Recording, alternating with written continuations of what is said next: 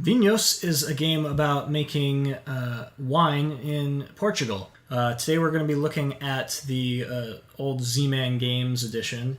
The game is about establishing vineyards and building an estate with wineries and putting in cellars and letting your wine age and then selling the wine off and then exporting it to foreign markets for points or giving it to some wine experts for reasons. And then there's a wine fair, like a Portuguese wine fair that you deal with at the end of various intervals throughout the game. And then there's a bank where you can do some banking. The game is fairly intricate, and I'm going to do my best to kind of go through and explain things. I'm just going to start and at one point just work my way through it. I do think this is the kind of game where you need to listen to the whole picture, and then it starts to click why you do things. There's not really a set sequence of explaining things. It's sort of a circular kind of thing. So hopefully I'll do a good job of being able to explain things in a way that makes sense. I don't think the rule book is for this edition is specifically all that clear. It has a lot of little sort of footnotes in each section, and it's kind of hard to look up rules as you go along. So hopefully I'll be able to cover all the things that you need to know about in order to play the game properly. So this is Vinhos, set up for a 2-player game. I'm going to be doing things a bit, wonky here because I really don't know where to start with explaining the game, and so bear with me on this. Well, what you're doing is you're going to be getting vineyards from up here, choosing what region you want to be growing your wine from. Each region has a special ability attached to it, with the exception of the weakest one, which it's just worse. It just doesn't have a special ability. It's just bad, but cheap. And so it starts there. You're going to be picking a region to be growing wine from. You'll be putting it on your personal player board here in one of these slots. This will be your estates. You can have up to 4 estates. When you get wine, it goes in these slots here. And you can expand your estate by adding in cellars or wineries or even planting a second vineyard of the same color from the same region. And the stuff on the right has to do with the wine fair. Don't worry about it right now. You will then, as that wine ages, you can either sell it here to get this amount of money based on how the quality of the wine, or you can export it to the foreign market for points. You can acquire wine experts that can be used either for special abilities or to help you out when you are exhibiting a wine at the Portuguese wine fair. There's these cellars and wineries I was talking about. All of this right here has to do with the wine fair, and that's going to be the last thing we talk about in terms of actions. This is the bank. Where your money will go whenever you sell wine. It's going to go to the bank, and you have to go to the bank to get your money. Up there, you're going to see weather. Those are called the vintage tiles, and the very first year is 0 modifier. It's just perfectly fine weather, but nothing is going on. And you can't offer up a press release in the first year. But after that, you're going to have tiles to do various things. So there's all sorts of information on there. We'll go over that in a minute. But, and then you can send your wine at the end of every third At the end of the 3rd, 5th, and 6th years, you will send wine over to the wine fair to score points over in that region. And you also get points for having money in the bank at the end of the game. So that's just kind of a general overview of what's going on in this game. Okay, so I have this set up for a 2-player game. Really, the only differences that you're going to have for that are the number of cellars, wineries, and regions available for purchasing vineyards. The cellars, you're going to have 5 in a 2-player game, 7 in a 3-player game, and all 9 in the 4-player game. And the wineries, you're going to have... I think 8? Yeah. 8 in a 2-player game, 12 in a 3-player game, and 16 in a 4-player game. So those are the 2 main things to change, are the number of cellars and wineries. And then with the regions, you will, in a 2-player game, randomly select 2 of them and remove them from the game. In a 3-player game, you'll remove 1 of them. In a 4-player game, they're all available. So those are all the things. In terms of setting up the board, you can kind of see where everything goes. These are all randomized. Each of these individual piles per region are randomized. There are 4 for each region, 2 red and 2 white, and you'll want to shuffle those up. It's hard to shuffle, just 4 tiles, but that's all supposed to be randomized. The vintage tiles up there are randomized, except for that 0 is always the top one at the start of the game. And you put your enologists over here, and they're just kind of hanging out there. Put your renown cubes in that box with the wineries. Put your cellars over there. There's your money that you've got in the game. And over here are the wine tiles. When you're producing wine over the course of the game, they're double-sided. One is red and one is white. For the most part, the color of wine only matters in 2 areas, I think, which is when you're going to sell your wine, it matters what color it is for where you're going to put your barrel when you mark that you're selling wine. And when you are trying to impress those managers up there, Alexander is always interested in a specific color of wine, so he'll want either red or white wine in that specific year. So that's really the main difference in the colors. Like I said before, when you're establishing vineyards in your estate, like if that's the first thing I put down here in this estate, I've now made this a red wine estate. I can't put another red wine of a different region in the same estate. It'd have to be its own estate. And I can't put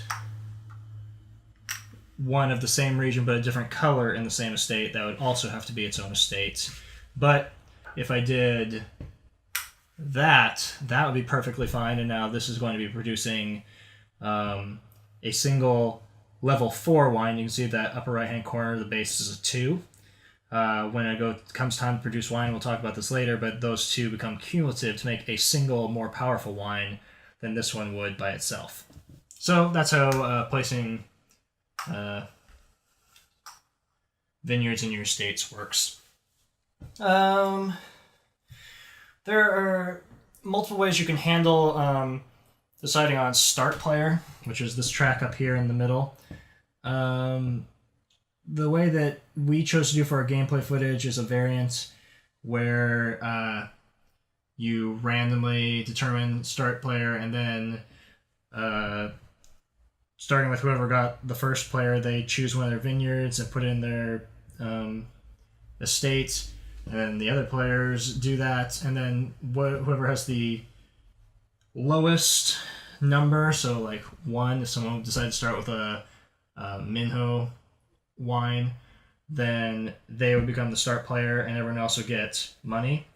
To balance that, that's a variant that comes with the game, and I think that works best. Alternatively, you could just scrap that if that's too complicated for you and just make it random. It's fine. The only thing you're going to watch out for is if you're playing a 2-player game, whoever's second gets an extra 1,000. They're bagos.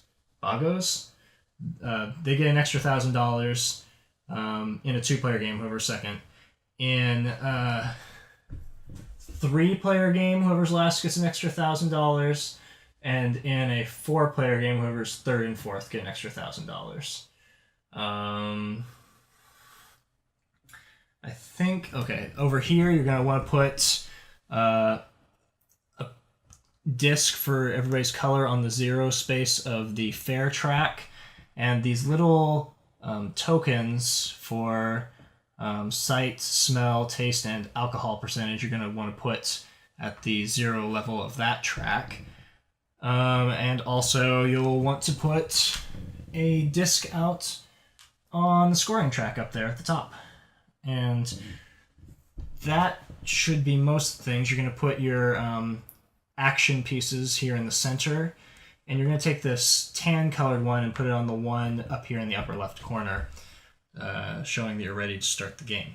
The last thing you do in setup is, as I already kind of alluded to, you have to pick a wine from a vineyard from one of these regions to be your starting vineyard.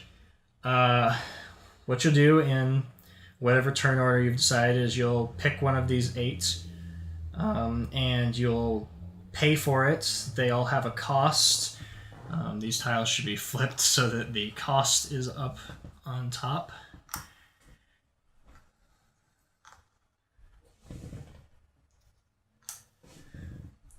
So as you can see, they all have a cost. It ranges from 3 to 5 bagos. And what you do is you would pay that cost, you'd put that vineyard in your estate, and you would get a level 2 wine of whatever color it is of wine you're producing. So here I'm saying I'm starting with this thing. I pay 5,000 and I get that level 2 white wine because you can see it's white. It'd be red if it were this one, but it's white, so. And we go back and forth doing that, so everybody pays for a vineyard and puts it in their estate and starts with a level 2 wine. When you take a vineyard from a region, and I was going to wait until I talk about the actions to explain this, but this does happen at the start of the game. Since I took this, I would put a renown cube in the slot relating to that region, showing that I have a vested interest in it, and I would take my disc and put it in that region, showing that I have an estate in that region and therefore have the ability to spend those renown cubes. I would also get the special ability of this region, which in this case is getting a free winery. Go ahead and put that right in my estate. All of those have a special ability, and I will go over those. I will go over those after I explain the actions, because I'm not sure they'll be entirely clear to talk about them right now. But anyway, that's the last part of setup, where you need to pick a vineyard and put it in your estate and pay for it. And once you have that going and everybody's got something on their personal board, then you're ready to go. Okay, so this is the action board. As you can see, there are 8 actions you can take. I guess passing is kind of an action in this game, but there are 9 spaces, and this is how you're going to facilitate the things you're doing in the game. Looking up here, you'll see that every one of these squares, so there are 6 years in the game. 1, 2, 3, 4, 5, 6. And every year you're allowed 2 actions, and then you have to do a maintenance step, and then you produce wine, and that's it. So you're only getting 12 actions, technically, in the entire game.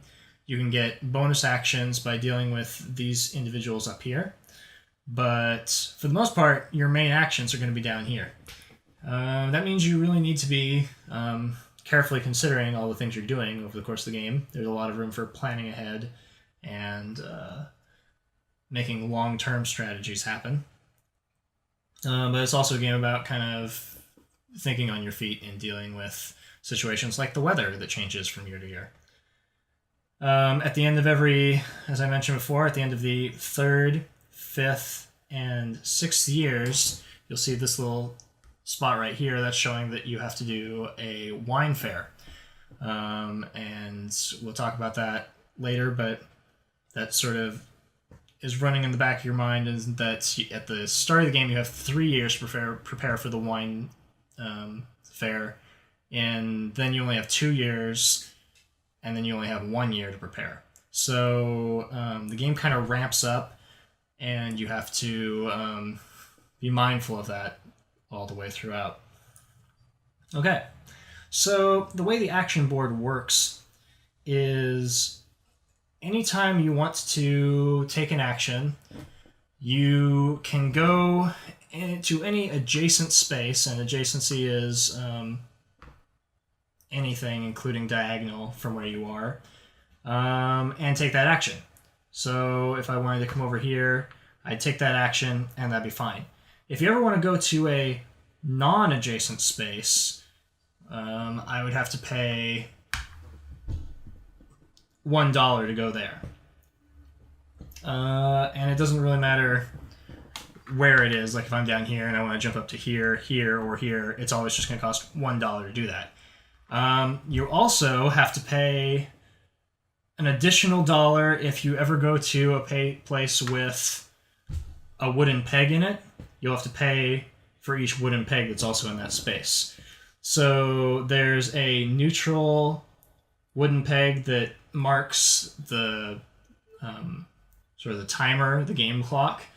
And so if you ever want to take the action where that one is located, you'll see in the first year, it makes it more expensive to buy a vineyard. You'll have to pay an extra 1,000 to the bank on top of your normal movement fee. So if I were moving there from a non-adjacent space, it would cost me 2,000 just to take that action. So that's a bummer. And then also, if someone else wanted to take this action, Blue would then have to pay 1,000 to the bank, and then you pay 1,000 to me as Red for already being in that space. So you have to give 1,000 to everybody who's already occupying a space when you go to that place. Plus, if you were coming from over here, then it'd be an extra 1,000 because it's a non-adjacent space. So that's the thing you're always considering when you're dealing with movement, is in terms of what actions you want to take. You have to be careful about balancing your budgets, and you don't want to... You really have to think ahead about where that's going to put you in the future turns, so that you're not spending money and being wasteful, jumping all over the board. So that's how that works. And now is as good a time as any to start talking about the actions. So in this first year, we've got the buy a vineyard action. You can go there and you spend, you see the X dollars. That means you spend whatever the cost is of a vineyard in that location to buy that vineyard. You can buy one vineyard with that one action, and you put it in your estate. I already talked about how you can do multiple vineyards of the same region in one estate as long as they're the same color of wine. Otherwise, they have to be in a new estate. And you only have 4 estates in the game. Whenever you purchase a vineyard, just like we did at the start of the game, you put down a renown cube in that region. And we'll talk about what renown cubes do in a minute. But you can see there that I've got a renown cube in that region because I bought a vineyard there at the start of the game. If I took this action, I would put another cube down there. Obviously, there are slots for the cubes. You can't put more cubes down in a region than there are slots. That's particularly important in Region 6 that only has 4 slots for cubes, but cubes are worth double there, so that's why it's like that. So that's that action. If we come over to here, this is the seller action, where you'll spend $2 to build a cellar in one of your estates. And whenever you do that, you will put down a renown cube in the region where you're building that cellar. You can only build one cellar with this action. And this is what a cellar looks like right here. The purpose of cellars is you put them in your estate like so, and you put the wine back in the same place where it would have been. You just move it over. And now, I know we haven't talked about wine values yet. This +1 means that it's going to be adding 1 to the wine's value. And this also gives you 4 slots for your wine to age instead of the base 2, meaning you have more time to let a wine get older and better, which is good because of reasons we'll talk about when we're dealing with the maintenance at the end of the year. So anyway, that's what a cellar does. It gives you a value bonus to your wine. It lets your wine age longer. And it puts a renown cube in that region. If we go over to this spot, we can buy a winery. Wineries cost 3. And you can actually buy 1 or 2 with this action. And you would put it in an estate, and that's that. Wherever you build a winery, you get to put a renown cube down. I also would have put down a renown cube for building a cellar. Of course, I also haven't paid for these, so I'm only kind of doing this correct. But anyway, when you build a winery, or when you build a cellar, or when you buy a vineyard, you put a renown cube in that region. And what a winery does is it's going to produce, it's going to increase the sort of base wine production value. You can see here in the upper right corner of my vineyard, it's a 2. That's the base value of my wine. And my wineries are going to increase they're going to add 1 per winery I have. And then if I hire an enologist, it would give me another 2 per enologist I have in my wineries. And I'll get to that in a second. It's important to note the difference between the square modifiers for wine value and the circular ones. The square ones are what you deal with when you're putting your wine on the board, and we'll deal with that when we're talking about wine production at the end of the year. The circular ones are a modifier you add to the wine when you're selling it or exporting it or sending it off to the fair. So that's the difference between those two different values, and that's why they have a distinct shape.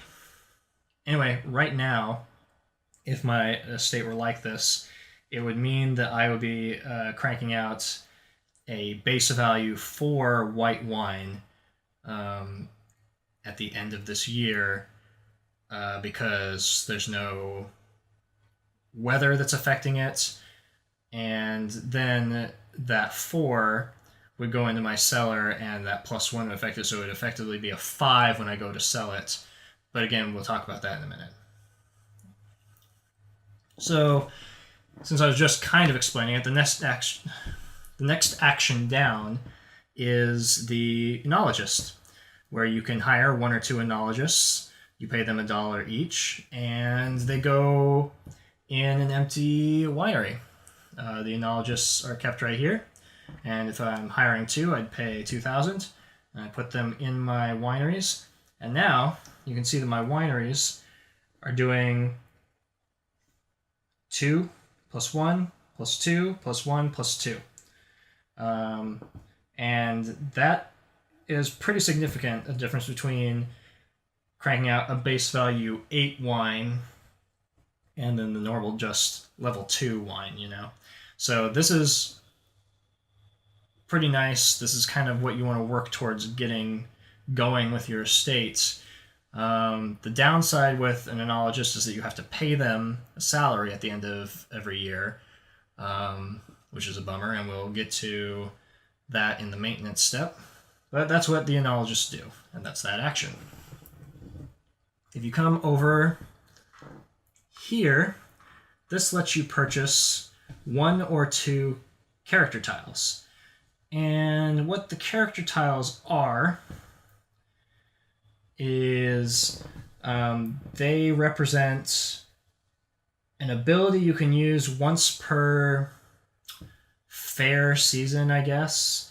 If you use them after every wine fair, you get to flip any used ones back up for availability again. So they're sort of a limited use special ability. And they're dual purpose. You'll see on the top, they have an ability that you can use at various times in the game. On the bottom, they have an affinity with one of the 4 aspects of wine that you'll be dealing with when you're trying to shop your wine around at the fair. So when you're purchasing character tiles, you have 2 things to consider. Do you want them for that ability that you can use once per season, or do you want them for that bonus you'll get in a single fair? If you use them in the fair, they're going to be discarded from the game. Sometimes they will have a little arrow pointing to the right saying that it improves that affinity by that amount when they get used during that fair step. Again, we'll get to that in a minute. Otherwise, they have special abilities, and I'll go over those at the end once I'm done talking with everything else. So when you're taking the buying tiles action, you can buy 1 or 2, and you decide. So if you decide to buy this one, you can buy it and see what's below it, and decide if you want to buy that second one as well. If you come down here, you can export your wine to the foreign market. That's how you get points using your wine. Say I were to have this wine in my cellar, this white 6, and I took the export wine action. This is a good point to start talking about the way that you calculate wine values. So right here, this white 6 plus 1, when I go to export, will be considered a 7, because that plus 1 is a very obvious modifier. So it's a level 7 white wine. And so I come over here and I look at the export sort of table, and I can take one of my barrels and put it in any place where there's a 7 or lower. So here, here, or here. And what that's going to do is it's going to lock down that space so that no one else can put a barrel there for the rest of the game. And I would instantly get this number of points wherever the corresponding to the barrel's location in that row. Anywhere you see red points like this in the game, those are points you get instantly. Anywhere you see these sort of white point things, that's points you'll get at the end of the game. So, I would instantly get 5 points. And then, if I have a majority of number of barrels in this column at the end of the game, I'll also get 6 more points. If I tie with someone else, then we'll split the points. And if someone else comes in and puts 2 more barrels in this column, then I'll get nothing for that, but I would have still got this 5 points. Alternatively, I could choose to put it here. I would instantly only get 3 points instead of 5, but I would potentially get 8 points at the end of the game. Or I could put it here and block out this 6. Typically speaking, it's more, prudent to put it in the exact value of where you're putting it, but you can block out lower value spaces if you want to. Alternatively, another thing I could have done is use a renown cube, or 2. You can use up to 2. And this is where these renown cubes come in handy. So you see that I have a disc here showing that I have control in Lisboa, and I can spend 0 to 2 renown cubes when I export wine to improve its value, which will be, if I discarded 2 cubes, then that would be a +2 to the value of the wines. Now it's a white 9, so I can put it here, here, here, or here. And that would be, now I'd get an instant 9 points, and maybe get 6 at the end of the game. So it's just important to remember you can only use up to 2 renown cubes with a single action like that, and you have to have control in that region to do it. But that's how that works, and that's a way to modify the value of your wines accordingly. If we come over to the next action, which is to sell wine, you look down here and it's more or less the same thing. If I wanted to sell the other wine I've got on my board, which is a white 2 plus 1 is 3, I can put it in that spot right there, sell a 3, and get $3 out of that transaction. I could spend my remaining 1 cube to make it a 4, but I'm not going to. This is where the color of the wine matters. Over here, the color of what you're exporting doesn't matter. But here, you can see that I had to put a barrel in the white 3. What this does is it locks down the white 3 so that no one else can sell a white 3 unless something happens to remove that barrel from the board. I will take a moment here to talk about this, and I'll talk about this later too. You can see this icon right here showing remove 2 barrels, put down 2 renown cubes. I believe that's a variant. I'm not sure that it's part of the core rules, so I'm not sure that you have to do it, but I'm going to say it's an option that you can do, and we will do it in the gameplay footage we do, where you can, if you have a pair of barrels in a region, so I've got 2 here, or if I had like here and here, or maybe here and here, I could pull those 2 barrels and take them back to my personal supply, and then put down 2 renown cubes in regions of my choice. That's what this is saying. I think that's a variant. I don't see any reason why you wouldn't want that in the game unless you really want to be stringent about the number of barrels people can have, because your barrels are limited, and once barrels are out on the board, they're kind of locked down. So if you decide to sell wine, then you put it in that slot, and it's in that slot for the rest of the game if you don't play with that option, I guess. So that's that. However, when you sell that wine, you'd normally think, well, I just sold this white 3. Doesn't that mean that I get $3? Kind of. That $3 would go over to the bank, which is an interesting part of this game, and we'll talk about this in a minute. I did not set this up yet. There should be discs over here in the bank to show where our investment point is, and there should be discs showing how much money we have in the bank right there. So this is the bank. This is what it looks like, and I just sold that white 3 wine, and what that means is that money goes to my bank, and I move up 3 spaces on the bank track. And I'm super excited because now I have more money in the bank, but now I have to go get that money if I want to be able to spend it. So I have to take the bank action.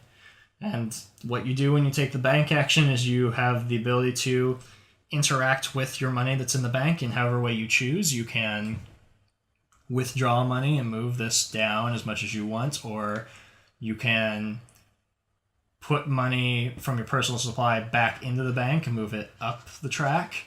The reason why you want to put money in the bank is at the end of the game, whatever row you're in is going to give you some number of points. And if you ever have to lose money and you go down to here, you'll lose 2 points immediately. And then you've got this investment track over here, which is telling you that this is showing your income that you'll get at the end of the year. Right now, if nothing happens to it at the end of the year, both players would get $1 of income for their investments. You can choose to spend money to go up the income track. So, spent $3.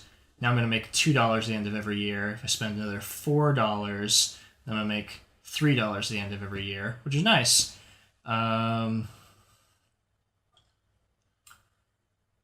Alternatively, you can divest, and you can do that at any time. You don't need to be dealing with the bank action to divest, but you do need to be dealing with the bank to invest or take money physically out of your account. If you're divesting, every spot that you go down on the track, you'll get $3 immediately.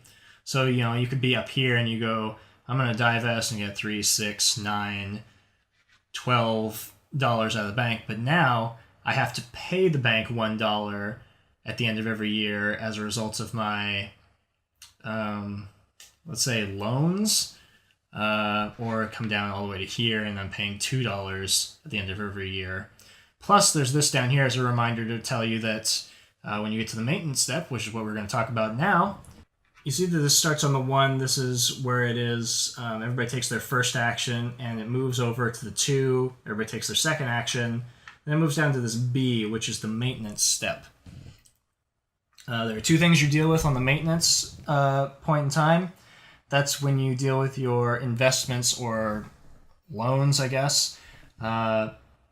Blue would gain $1 in his bank. Red would lose $2 in his bank. And then you have to pay your enologists that are on staff.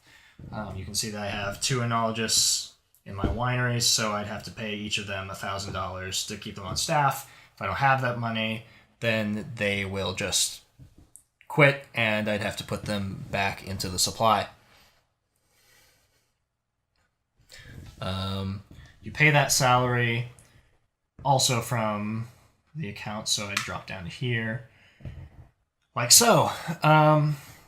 If you ever can't pay the interest for over here, so if I owed -2 and I only had $1 in my bank, first I pay what I could, so I drop down here. I'd instantly lose 2 points, as shown by that.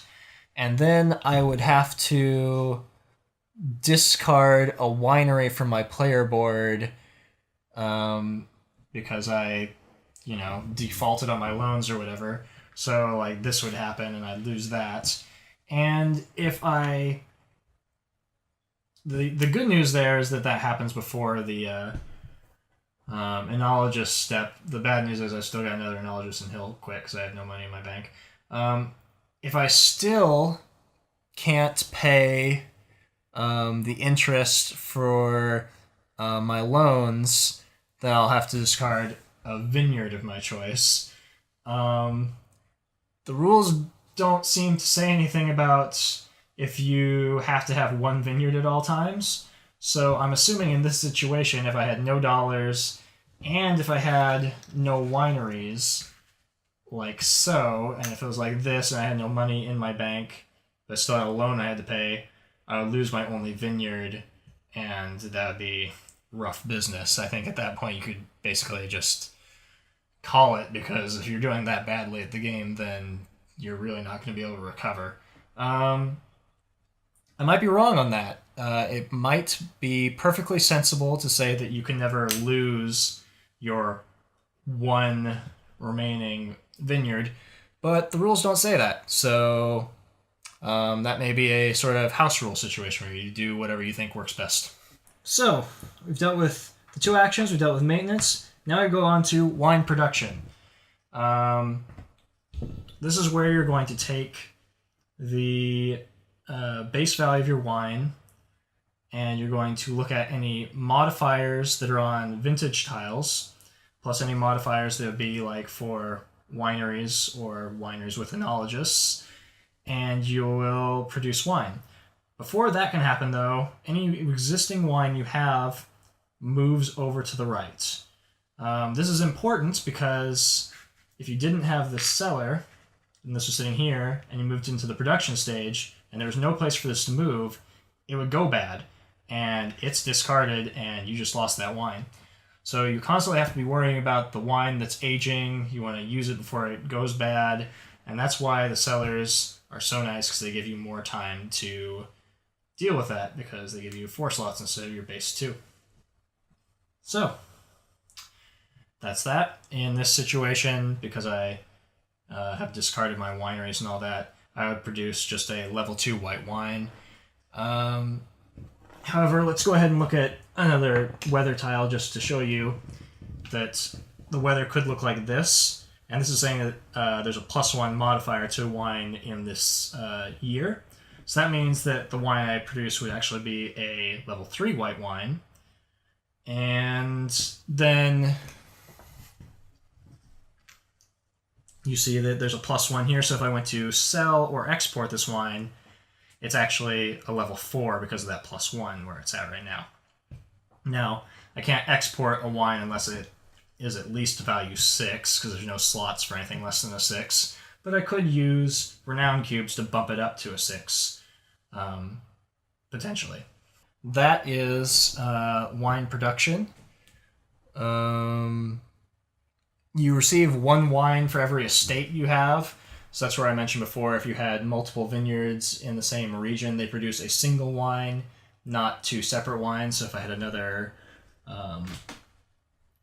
of these sitting here, this would produce a white 4, not 2 white 2s. After you've dealt with wine production, that's when you're going to pull a new vintage tile out. As I just showed you, this would come out at this point. And it's going to tell you what the weather's going to be like for the upcoming year. So you'll see that it's going to be good weather, and you have a +1 modifier. It's also going to tell you to adjust these things on the wine fair track. Green goes up 2 and yellow goes up 1. And that's telling you what people care about when the wine fair comes around. It helps you plan ahead for the upcoming fair and lets you consider what kind of wine you're going to present.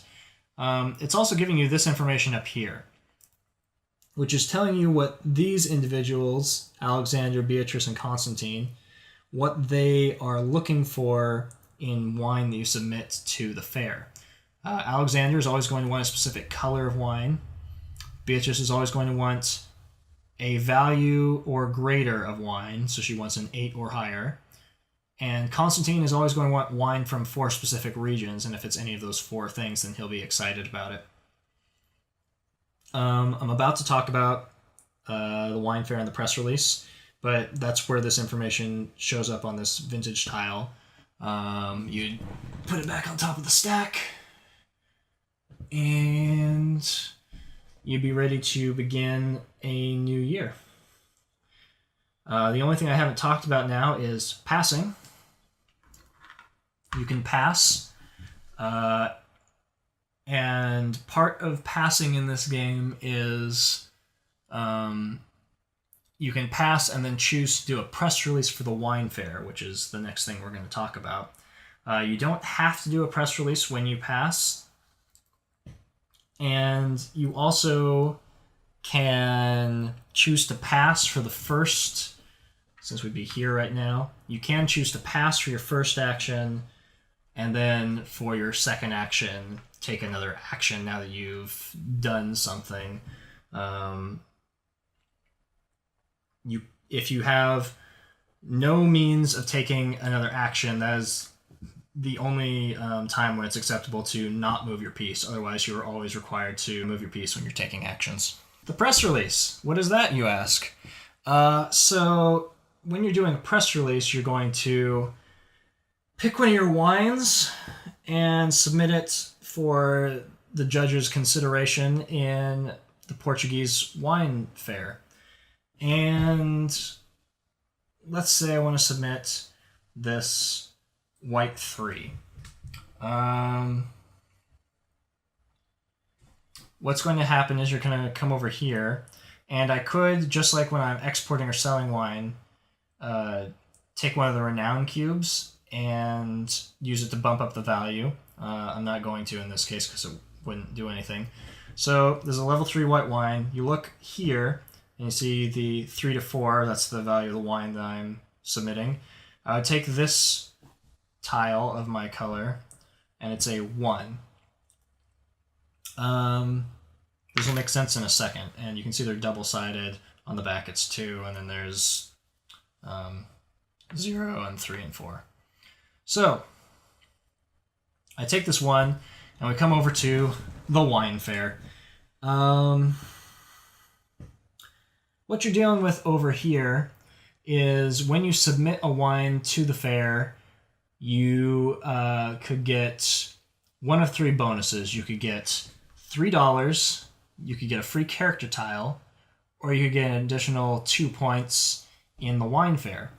Why do you want points in the wine fair? Because as you can see down here, you're going to get points per wine fair. As the game progresses, it becomes more and more lucrative to be in the wine fair. In a 4-player game, whoever's in last place will get a character tile instead of getting points. And if someone's tied for last place in a 4-player game, they'll both get that character tile. So the other thing you're looking at when you're going to place this tile is what is in fashion right now. You can see that green and yellow, so smell and alcohol percentage, are the things that people care about. So if I want to maximize my number of points for the wine fair, I would come up to here and place my token on that slot right there. And what that's going to do is it's going to let me move up and get wine fair points based on the locations of the 2 things where I submitted that token. So I'm going to get 1 plus 1. I'm going to get 2 points. Alternatively, I could have come down here. I would get 0 for the red, but 1 for the green, but then I'd also get plus 2 for this bonus, which would give me 3 points instead of 2, but then I wouldn't get $3, and I really want these $3. So I'm going to get 2 wine fair points and $3. And I get that money right away. If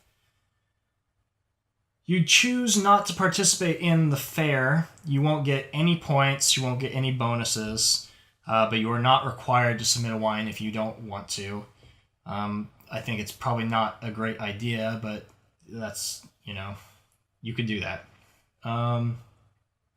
Presumably, if Blue really wanted to get $3 as well, he's going to be really frustrated about it because the only other way he can do that is to get this blue and red, which, as you can see, gives him 0 points. So he would stay at 0, but he did at least participate in the fair, so he would get 2nd place. The other thing that's happening here is there's a number on your tile. And what that number signifies is the number of character tiles you can play in secret to boost your fair rating even higher. Now, the only character tiles you can play in such a fashion relate to where you played that token. So you can see I could play people with a green or a yellow value. So got this guy here, and you can see he is the smell affinity. He's all about smells. And I can take it, and at this point everybody secretly takes all their tiles and takes them under the table, and they kind of look at each other mischievously. And it's not so mischievous in this situation because A, there's no reason for me to do it because I'm already in the lead, and B, blue can't play any because his number is 0, so you can't play any character tiles. But I could choose to play my 1 tile. And what that's going to do is it's going to boost me up an additional, wherever that token is located on this track, that many number of points. So I'd go up 1 more point. This would be removed from the game. So I lost that guy and his ability to do that. And as I mentioned before, some character tiles have these things. So if I played this guy, not only would I have got the 1 point for the yellow, but it would also move yellow up in fashion because he goes and shops around at the fair and talks about how important alcohol percentage is in wine. And that would happen. In this circumstance, it wouldn't have mattered, but maybe in playing that tile, I might have bumped it up into the next tier, which would have given me more points. And maybe that would have, really clinched it for me when I'm dealing with points in the wine fair. So that's what the number element is on the tiles that you play into the wine fair. And that's why when you look at your personal board, it matters what level of wine you choose to submit. Because being able to play up to 4 character tiles in such a fashion could really swing those points in your favor. You could just skyrocket up the wine fair track towards the end of the game if you did that. You see this thing about 10 plus is saying you're going to get a wine point, a fair point for every value of wine higher than 9.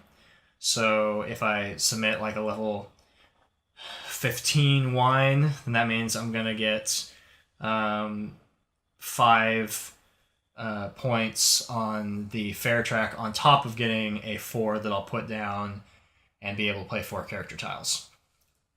And on top of getting the points for wherever the tokens are located where I place those things.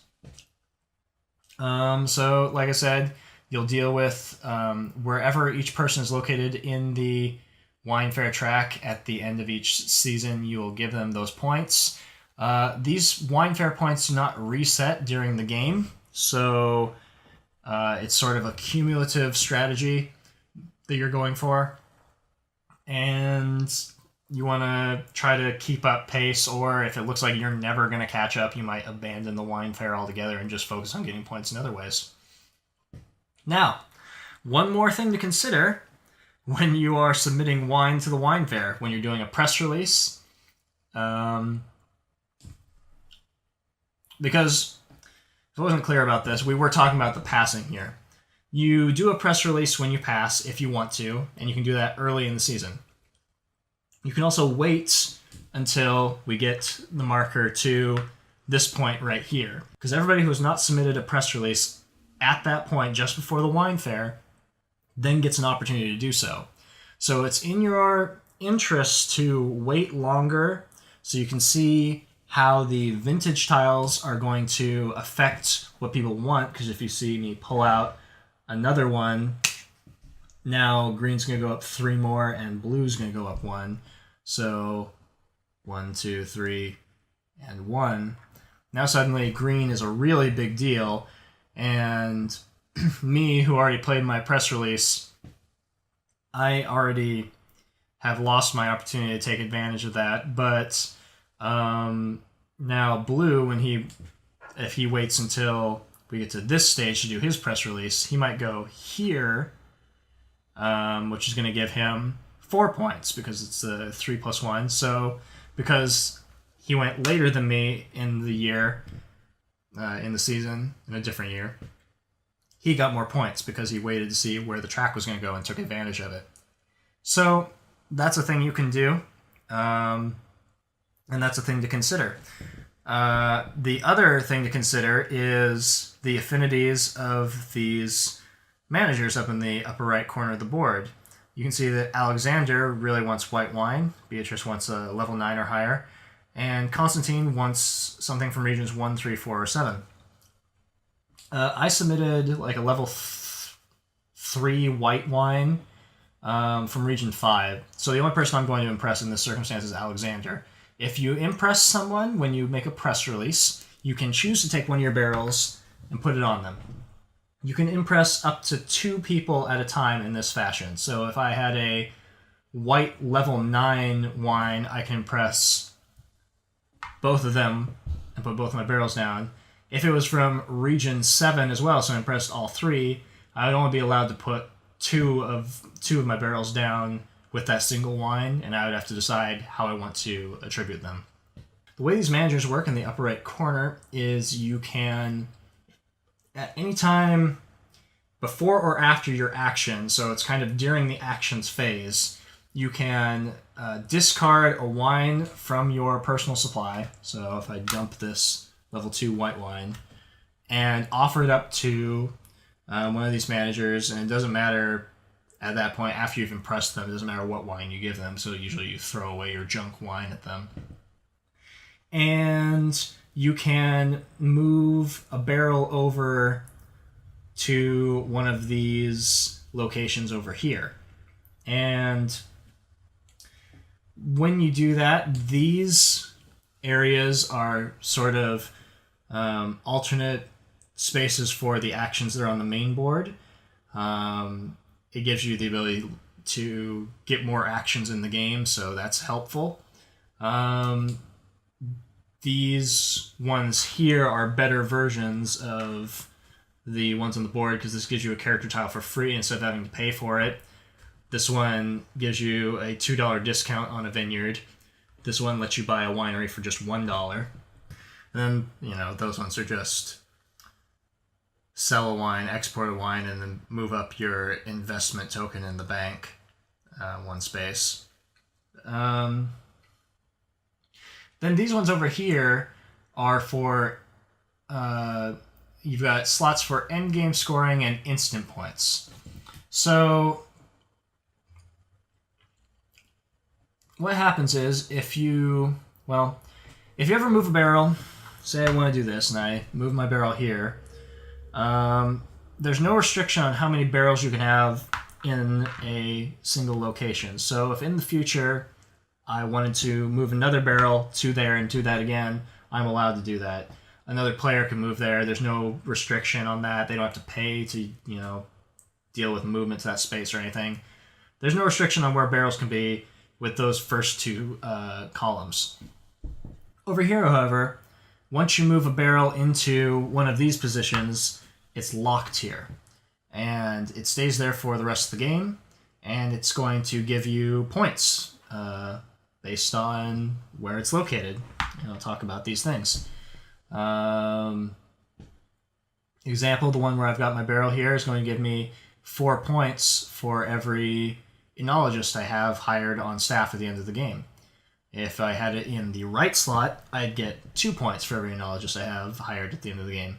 So obviously there's for all of these, a better version and a weaker version of that thing. This is going to give you 4 points for every completed estate you have, so all 3 slots in a estate are full, and this gives you 2 points for every completed estate. This one gives you 4 points for every cellar you have and 2 points for every cellar. Gives you 2 points for every vineyard you have and 1 point for every vineyard. This one gives you a point for every dollar that you have, or a point for every other dollar you have. Otherwise, if you don't occupy those slots, if you're playing by the base rules, money's not worth anything at the end of the game. And then that one gives you 2 points or 1 point for every winery you have in your estates. And then you've got these ones that are worth instant points.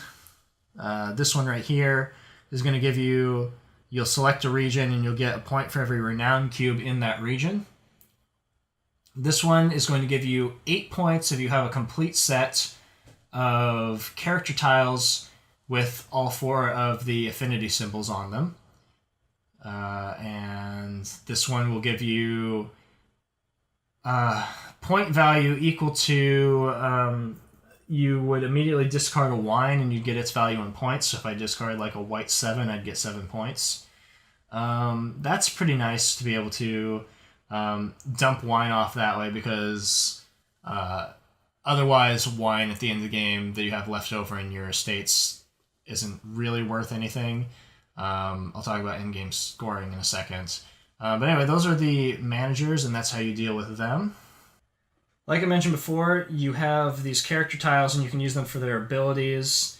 If you use them during a season, and I'm referring to a season as like the period of time that takes place before a wine fair happens. So this would be a season, this would be a season, and then this would be a season. At the after every wine fair, if you've used any of your character tiles, and when you use them, you flip them face down, you would then get the opportunity to flip them back up for use again. Remember, if you use them during the wine fair phase for this part of the tile, then they'll be just discarded and removed. Here are the different wine expert tiles you'll see in the game. This one here can be used during the vineyard action when you're buying a vineyard, and it'll give you a $1 discount on buying a vineyard. This guy here is going to, you use him before you move your action marker, and he allows you to move free of charge, so you don't have to pay either the bank or another player, or for moving to non-adjacent spaces. That one's really versatile and nice. This one can be used at any time, and it just gives you $2. This one can be used before you perform an action, before you do one of those bonus actions with the managers, or just before the fair. It'll allow you to take back one of your barrels from the export or the sale area, or one of the manager slots up in the top. This one seems to be less useful than the others, but that's what it does. You know, you just, if you need more barrels, it'll return to your supply, and that's how you use it. This guy can be used before you perform an action, before one of the bonus actions up with the managers, or before the fair, and he'll add a renown cube in a region of your choice. This one can be used during the vineyard action, and it allows the player to reorganize the vineyard tile deck. So the reason you do that is if you really want a white wine or a red wine from a specific region, so you can buy it, you'd move it to the top of the pile. And then this one comes in a little mini expansion, and so it won't be in your base copy of the game, but what it does is it allows you to ignore how you have to normally bribe the managers by discarding a wine. In this one's circumstance, you can just flip this tile over, and it'll let you move a barrel up in the manager section as if you had discarded a wine. So that's what that's doing. So those are the different character abilities. Now's a good time to talk about the different regions where you can buy vineyards and what their special abilities are. If we go up here to the first one, you can see that it's got an X through a cellar. That means that if you put that wine in a state, you can't build cellars there. All that means is that that wine is cheap, and you can't let it age or it'll just go bad. So that is obviously the weakest wine out there, but it's also the only one that costs 3. So come over to 2. What that one is saying is that your wine that you present from this region at a fair is going to be worth a +2. Should be noted that for all of these special effects aren't cumulative. So if I had 2 of that region in my estate, it wouldn't give me a +4 for any wine I submit to the fair. But that's what that does. This one, when you build a vineyard from region 3, you get a free cellar. When you're doing that,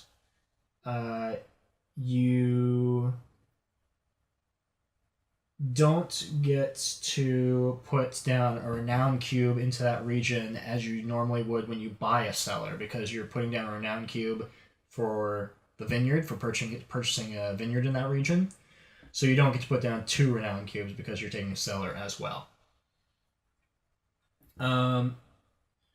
The region 5 works similarly in that you get a free winery, and it goes immediately in, and you don't get to put down an extra cube for it. Region 7 is going to give you 2 free character tiles, and that's it. Region 8 is going to give you a +1 modifier to wine value coming out of that estate, so that's pretty good. Region 6 is going to give you every renown cube in this region is worth a +2 modifier instead of a normal +1. But like I said much earlier in the video, that region can only hold 4 cubes when it's normally 6, although Algarve can only take 5, but most of them are 6, but regions 6 and 8 are different. And then we have region 4, which has the Porto wines. When you place a vineyard from this region in your estate, you'll take 2 of those Porto tiles, and when you're producing wine from an estate with that vineyard in it, you can choose whether to produce wine as normal, like you would with any other region, or you can produce Porto wine. Porto is going to add +3 points to your production value on your wine. And then when you do that, you'll discard one of your Porto tiles to do that. So you're only going to get 2 Porto tiles when you place your first vineyard from that region in that estate. So that one's not, you're not going to get a cumulative like 4 Porto tiles if you put down 2 white vineyards from this region in the same estate. You'd have to put them in separate estates to get 4 Porto tiles. If during the initial setup you choose to take one from this region, you either get the normal base value 2 wine and then 2 Porto tiles, or you can start with a wine valued 5 and only take 1 Porto tile. So that's how that region works. I mentioned before that you deal with this modifier based on the weather when you're producing wine. As you can see, you can go up to a +2, which is really nice, but it could be a +1, or it could be a -1, or it could be a -2. If you do not produce at least a 1 through your wine, so say that is the weather, and say this is what my board looks like, my base value is 2, but then I'm going to get -2 for the weather, so that makes my wine value 0. That means I'm not producing wine for that year. You have to produce at least a level 1 to even get something on the board, and this modifier with the circular number doesn't count because it's not part of the base wine production value. If you get a wine into this slot, then it'll be worth +1 for the purposes of sales and exports and the wine fair. But when you're dealing with production, you need to have at least a base value of 1 to even put a wine value on the board. So the weather is something you want to watch out for. If you know that you're going to have really bad weather coming up, you might want to try to do something just to get some wine out of that year, because otherwise it's going to be really rough to get through.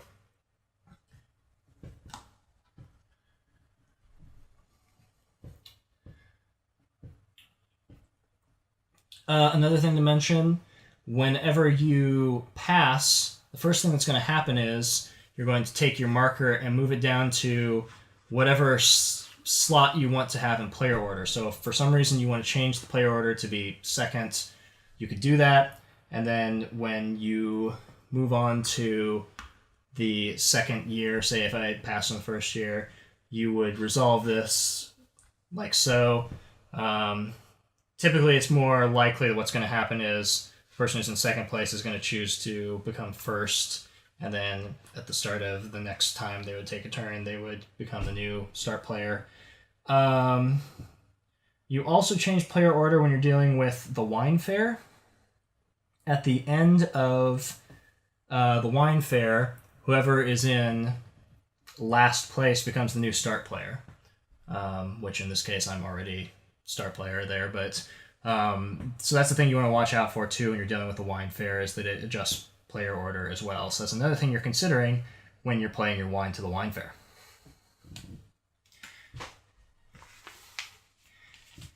At the end of the game, you're going to get points for where your barrels are in these columns down here. If you have the majority in any of these columns, then you'll get those points at the top. If you're tied, you split those points. If you don't have the majority, you don't get anything. You'll get points based on your bank account, where you're located. So in that case, blue would get 3 points. And then you deal with these multipliers up here. And the player with the most points is the winner. In case of a tie, the player with the highest number of barrels in the export region would win. So in this case, red would win with 1 barrel down there.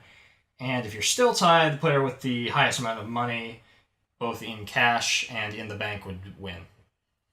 And that's Vinhos. Vinhos. Vinhos.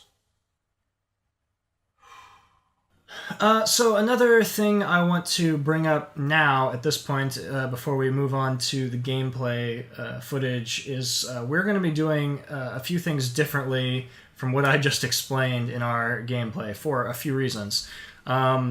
We are going to be ignoring the bank action and all that entails, investments and income divestments. We're going to forget about that entirely. And a reason for that is that the new deluxe edition that came out has a double-sided board where one side of the board doesn't have the bank on it. And we feel like we wanted to show people what it would be like taking this older edition and sort of incorporating some of those new rules into this, and showing what that would look like. So we won't be dealing with the bank at all. The bank action on the board we're going to treat as a second vineyard space, just like the new deluxe edition does. It means we won't be getting income at the start of every year, which puts an emphasis on selling wine just to have operating funds to take actions. So you'll see the way we play the game is affected because of the lack of the bank. But I think that the game is still fully functional without the whole bank element in it. We're going to do a variant that comes in the box that says first randomly determine player order, and then when you buy your vineyards, whoever buys the lowest numbered vineyard is going to go first, and turn order will then be readjusted, and whoever is last at that point gets an extra $1,000. So we're going to be doing that. That's a variant that comes in the box. We're going to do, I'm not specifically certain if this is a variant or a part of the core rule set, but we're going to be trading in 2 barrels of wine from one location to put down 2 renown cubes in regions of our choice. I think that's a thing you can do in the game in general, but we are going to be doing that, and it's listed in the variant section.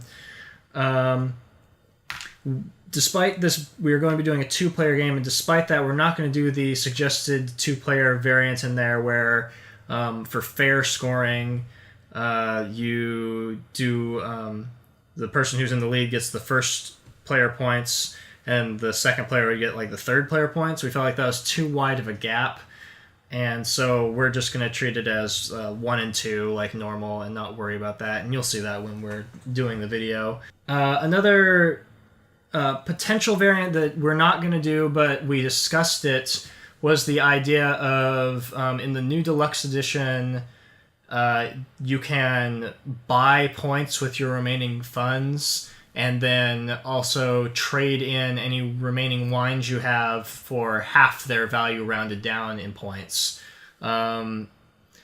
We chose not to do that because we felt like it kind of conflicted with the final scoring things you do with these experts up here. So just throwing that out there as that is another thing you could consider doing. I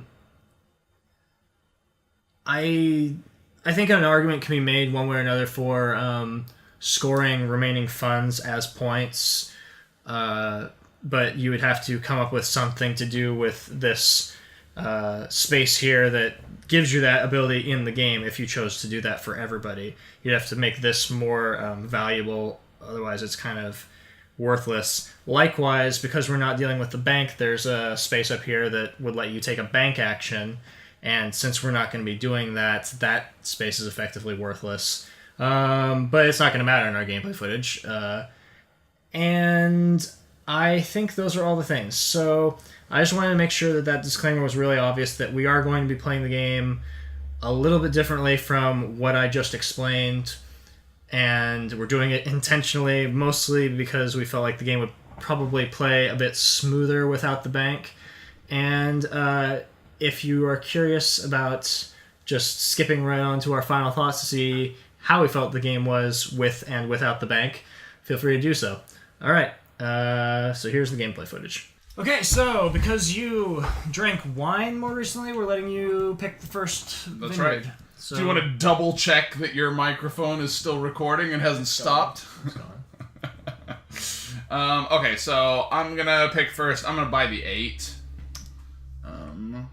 And try going second.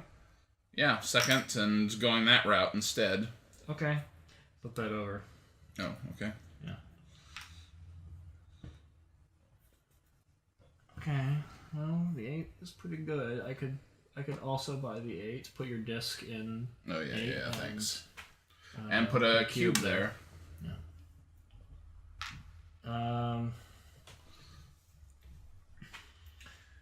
I don't remember what I did last time we played this, but I know I didn't buy the 8 last time. I don't think we had the 8 in the game last time. It tells you to remove 6 and 8 in your first 2-player game. Oh, okay. I think so.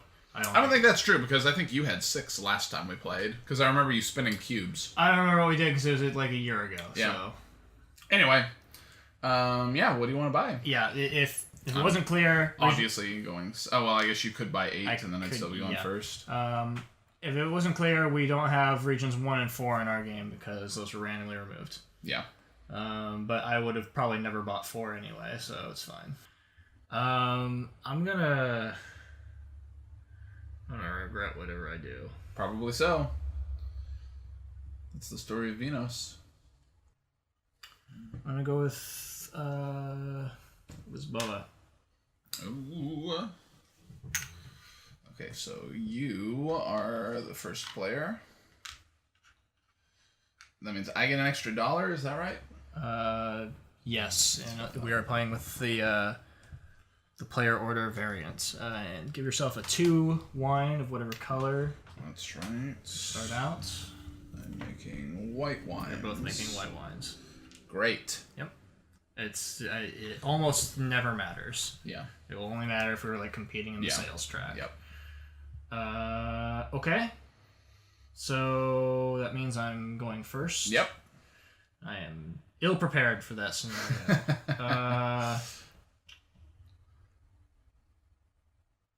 Oh, and I get that to start.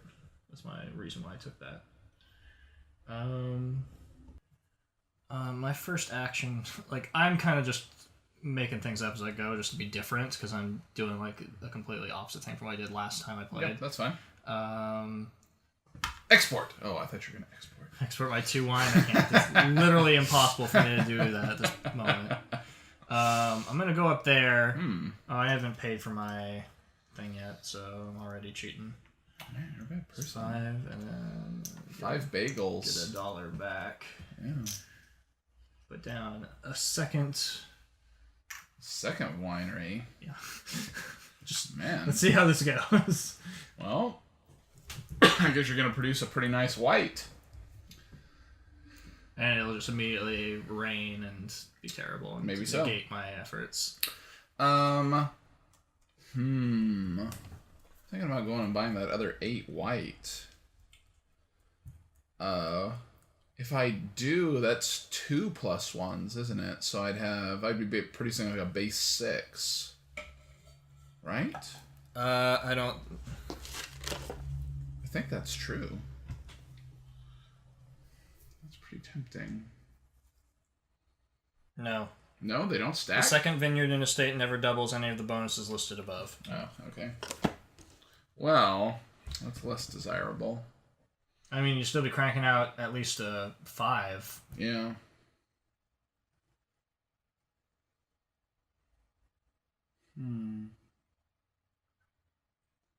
Like, I'm sitting here trying to decide if I should have bought the other... Oh, I didn't have enough money to buy the other white Lisboa, did I? Oh, I would be... Yeah, I would have... I'd be broke, but I'd have enough money to do that. Yeah. You actually took the action I was gonna take. Well. So... I guess I'm Pay me $1 and come do it. Go up here, and... Yeah, I'll spend 2,000 bagels to purchase a cellar. Place a cube here in 8 land to make my wines fancier.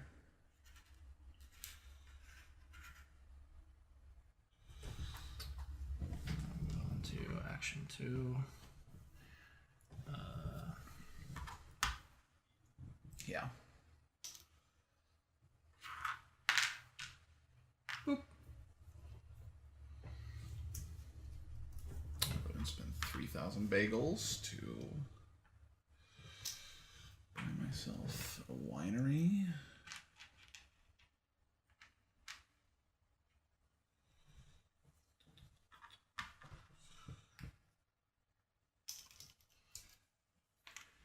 I would do maintenance. I paid my enologist to stay on staff. Okay. And now we produce our wines. So, it's going to be base value 2, plus 1 for your... Oh, hold on. Disregard what I was about to say. So, I probably didn't explain this quite clearly. The difference between wine production value, which is this sort of square shape, and the wine, like... value.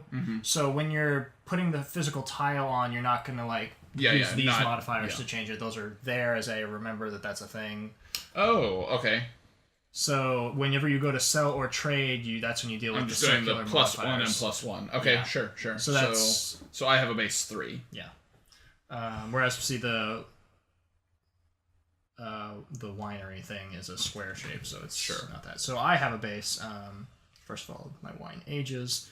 2, 3, 4, 6. 5? 6. Oh, you bought 2 wineries? Yeah.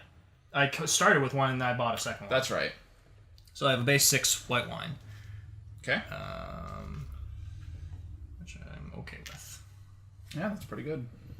Okay. Move on to year 2. Weather? Weather comes out.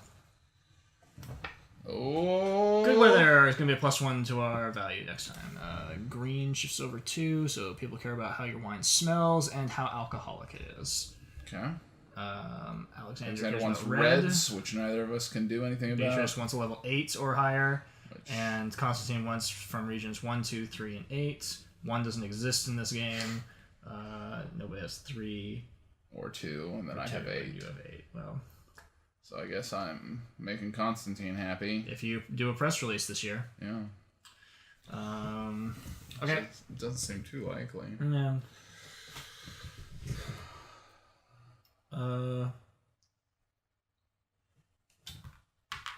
Here in sell. Okay. Do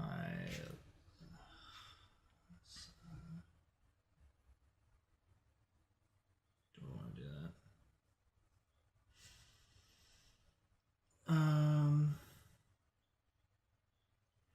So it's junky 2.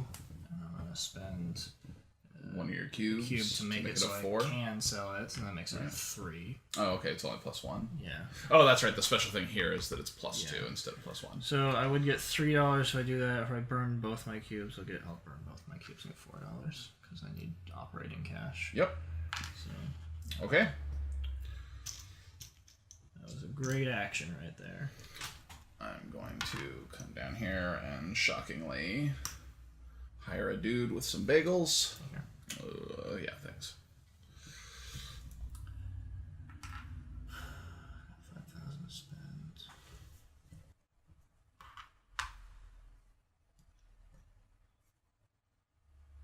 Sorry, we're U2.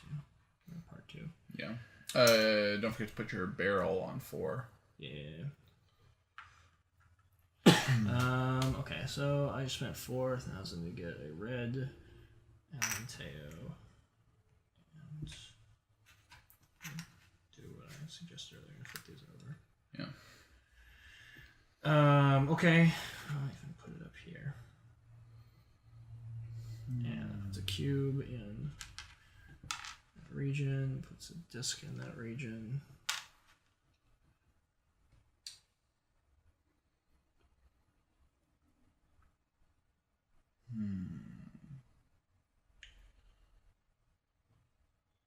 Not super happy about that.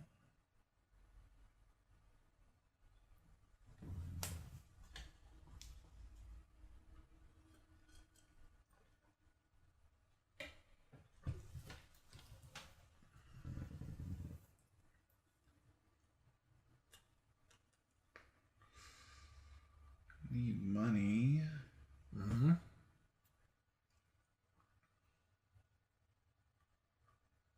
I was also hitting for buying a thing, but I don't have money to buy things, so I can't do that anyway. Yeah, I have to sell. Okay. I'm going to go ahead and sell. I mean, you gotta sell, or you can do a press release. Yeah, That's yeah. your... I'm gonna sell, and I'll discard all 3 cubes to sell an 8. That's 3, 4, 5, 6, 7, 8. Barrel. Yep. That's what I'm looking for. There we go. So I need 8,000 bagels.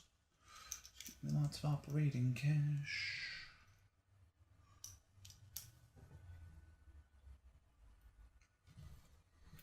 Pay your enologist $1. Yep. Produce. +1 modifier. So I'm going to produce a 7 white. Slide your wine over.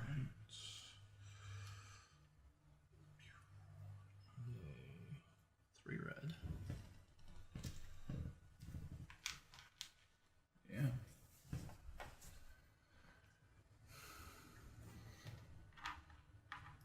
I already forgot. Are we playing by the new edition rules of pull back one of your barrels? No. No? I think we'll... You want to do the variant where if you have a pair of barrels in an area, you can pull it back and put down renown cubes? Yeah, that's what I thought. Okay. I thought that's what we were doing. I forgot to discuss it with you before we started, so as long as we're consistent. Good times. Yep. A pass. Wow! Okay. Oh, weather? Yeah, new weather comes out. In case that changes your opinion of what you want to do. It doesn't. Okay, so Alexander's going to be impressed with my white wine. Seems true. Beatrice, I won't be able to impress you. 1, 3, 4, 7. And I won't be able to impress you. So just Alexander. Okay. That's my white 6 goes for that. Which I cash in to get a little 2.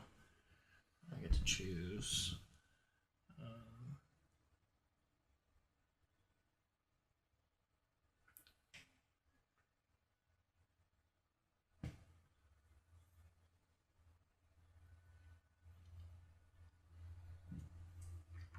$3. Solid choice. And I get 4 fair points.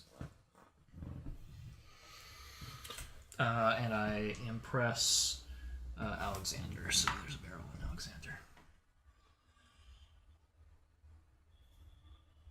Yeah. Okay, so the special thing for 2 is Plus wines 2 fair points. Wines from this region get plus 2 points at the fair. Yeah. I don't think I've ever tried doing that. I don't know if that's valuable or not.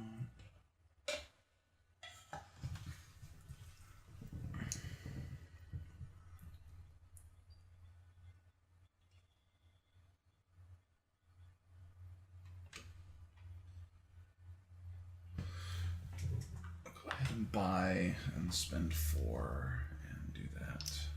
Give it a shot. Okay.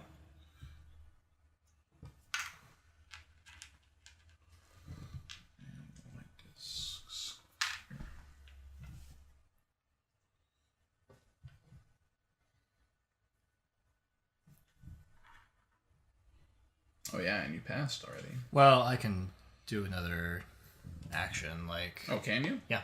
Oh, okay. Because there are only 12 actions in the game, it's kind of like... You can only stay on the pass thing if you cannot take any other action. Okay. So now I have operating cash again. Yeah.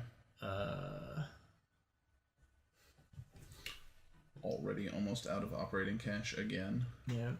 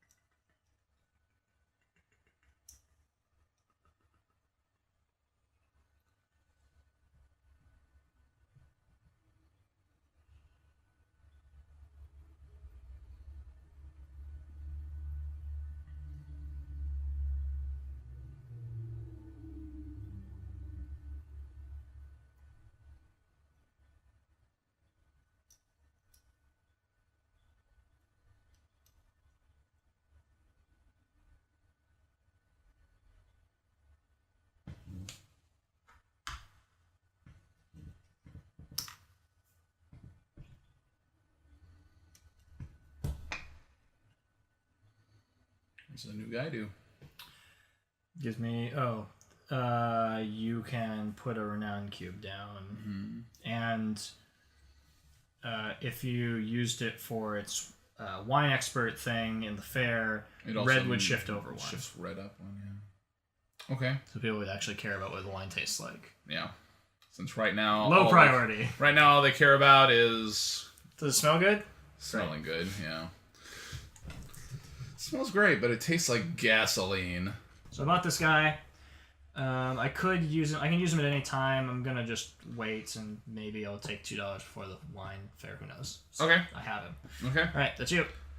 I'm going to press release. Okay. I think that's the best thing to do right now. Yep. For where I am. I will release a 6. Yeah, 6 wine. White wine. A white wine. So Alexander is happy about it. He's like, oh man, this white wine is so delicious. I get... Even though nobody cares about taste right now. Yeah. This white wine smells so good. So you put your 2 down on whatever you want. Do you want fair points? Do you want a character tile? Or do you want $3? Okay, so... I can either get... If I take $3, you clearly win the fair stage. Yep. If I take a character tile on green and blue, I can tie you. Yep. If I take fair points on green and red, I can win by 1 point in the fair. Right? Well, red's not worth anything, so... But green is worth +2, so... Green is or +2 for so here. So you'd be 5, yes. So it'd be you're 5? Right. Yeah. You would win the fair if you took that one, but you wouldn't get a character tile or $3. Okay, character tiles. Is it worth it to me to get 3 points? Yeah, 3 extra points right now.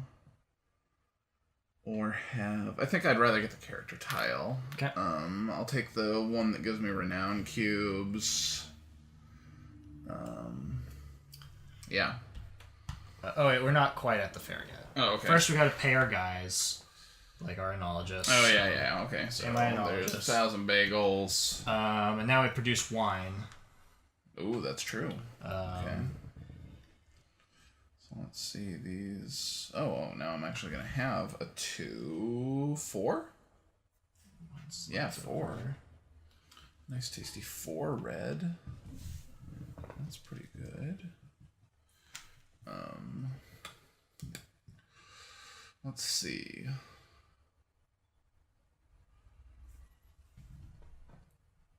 Okay, so that's 5, 6, 7. Okay, so a 7 base white. Okay. Now we're at the fair step. Okay. And now we decide if we want to use our tiles. Okay. So, if you wanted to use that tile for its ability, you'd have to do it now before the fair. Before we do... Yeah, because now we're moving on to the fair step. So if you wanted to use that... I'm going to go ahead and put down a renown cube. I'm going to do mine too, and we didn't move your guy up, but you're here. Wait. Yeah, you're tied with me. I'm going to use mine for just $2. Yeah. Because I don't care about the 3 points enough to worry about it. Yeah. So. I got $2, you got a renown cube. And we don't have any characters to play secretly, so we just split the... I'm going to say we split the 9 points for first place, so we both get 4. Okay, sounds good. I mean, the alternative would be that we add up 1 and 2 and split it, but it would have the same effect, so... Yeah. Whatever. We both get 4. Or we're both supposed to split second place, in which case we both get 3. Yeah.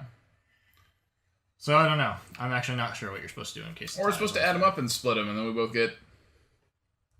8, I guess. Yeah.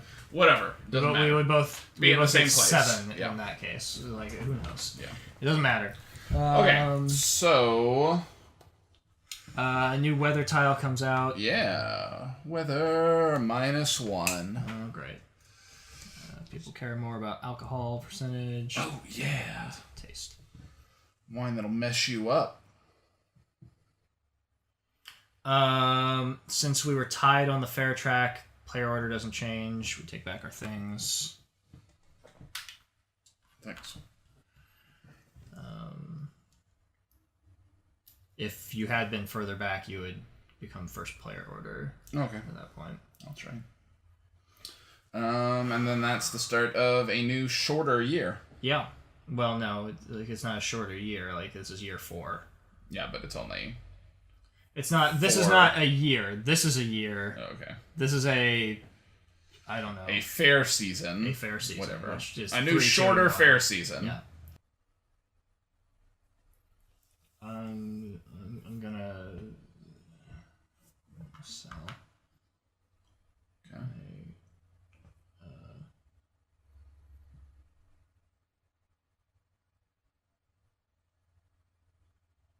Red 3, like, it's not that useful.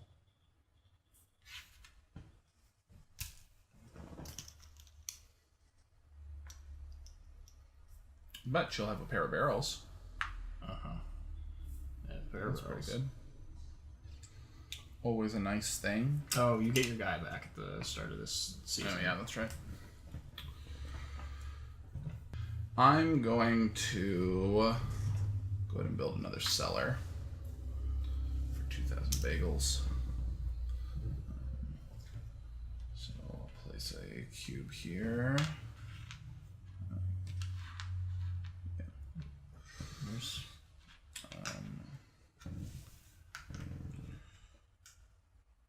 There we go.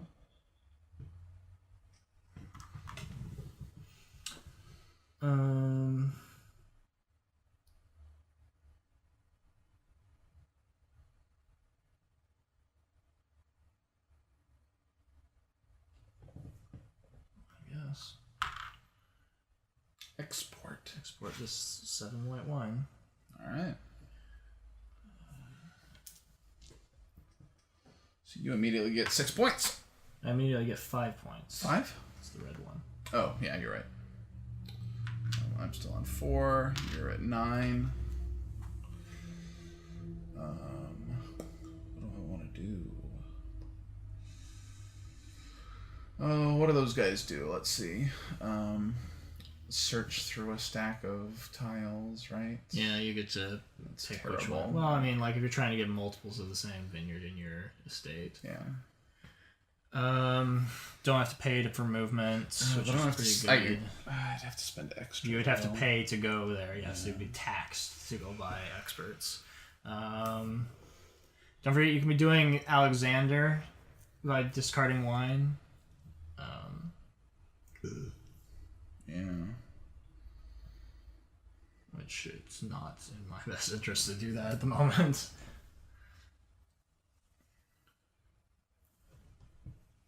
What's this one? It's this. Oh. Okay. You would throw out a wine to sell wine.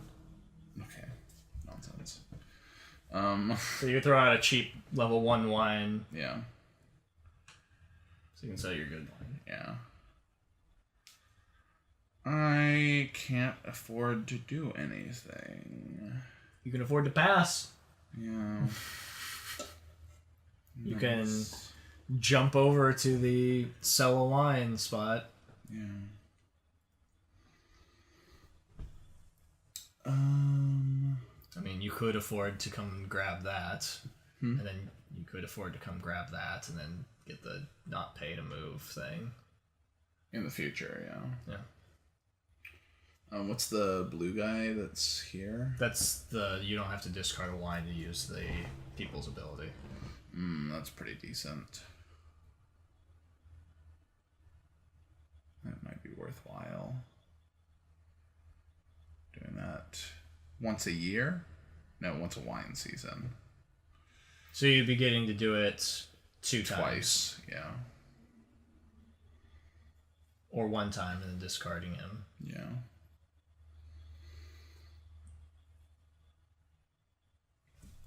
What's this one do? That one's just buy it's just winery but for it's cheaper. 1.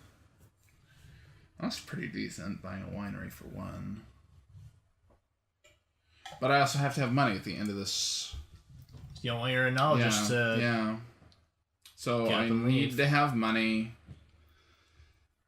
So I can't go do the people. I can either spend money to go down and sell wine, or I can do a press release, which I don't want to do. You don't have to do a press release. You can just pass. But that would be your whole action. Would just be not doing anything. Garbage. Okay. If I sell...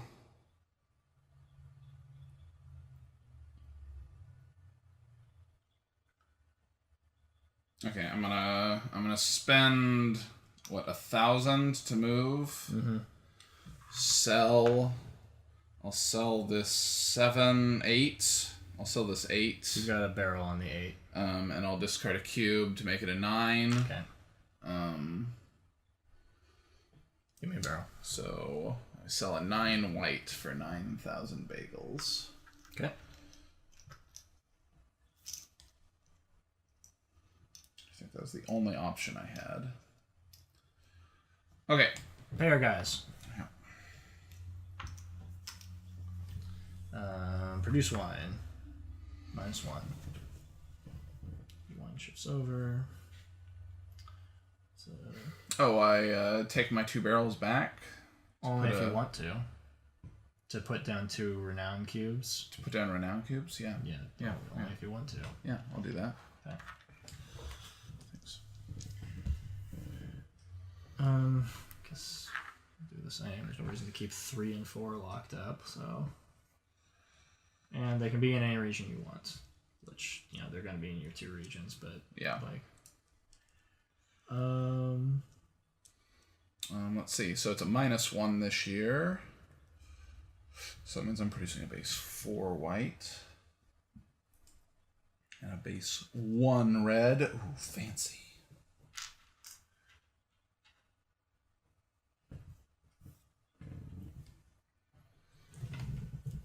Oh yeah, I produce a base 1 red. Nice. That's going to be bribe material right there. And this is 5.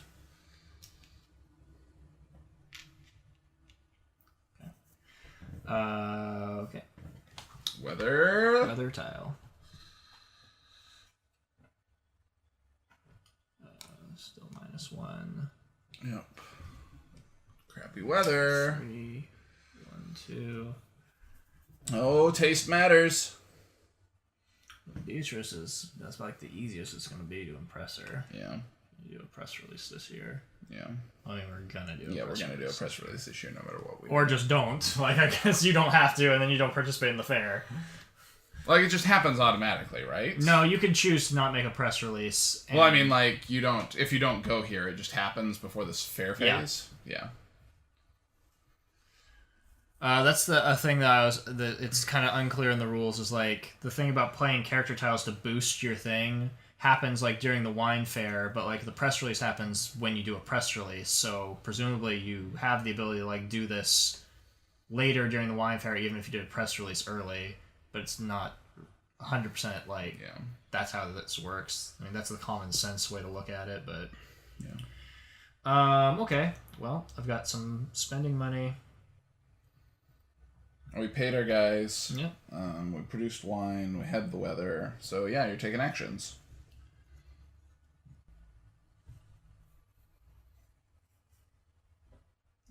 Spend $1 to go somewhere non-adjacent. So like my adjacent options are buy a character tile or pass.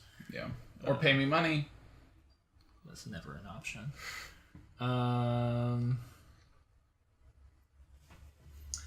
gonna jump up and build a cellar. Bold. You know. So I like it.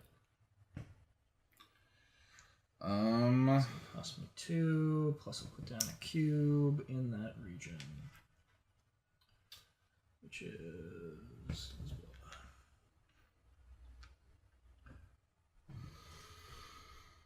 Okay, now that I have money, I'm gonna come up here and spend 1,000 and take this guy's power. You spend another 1,000, take a second guy. I am tempted. This guy gives you $2. Yeah, I'm gonna spend another 1,000 and take that guy too. Okay. And then I probably will just use him to recoup my money. Not a bad plan. Yeah.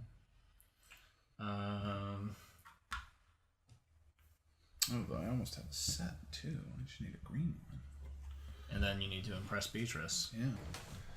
Beatrice. Beatrice is the worst! No one likes you. Think about trying to impress Beatrice. Yeah.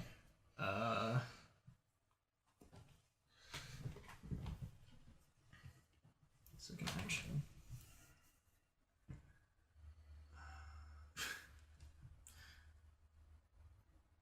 Garbage. Well, here's what I'll do. I'm gonna bribe Alexander with my 1 red wine. Whoa! Whoa! To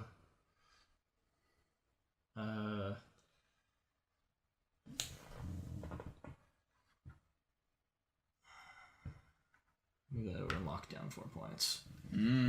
Smart. Well, I don't know. I mean, it prevents you from getting 8 points, but It does. And now I get to take an action. I still don't really have any grand designs here. Yeah. I'm gonna. This is lame. I'm gonna spend 1,000 to jump back down here and sell my 4 red off. Yeah. I can spend one of these cubes to bump it up to a 6. That's true. $6. I think that'll be fine. Last turn, I don't think anything need that much money, but yeah.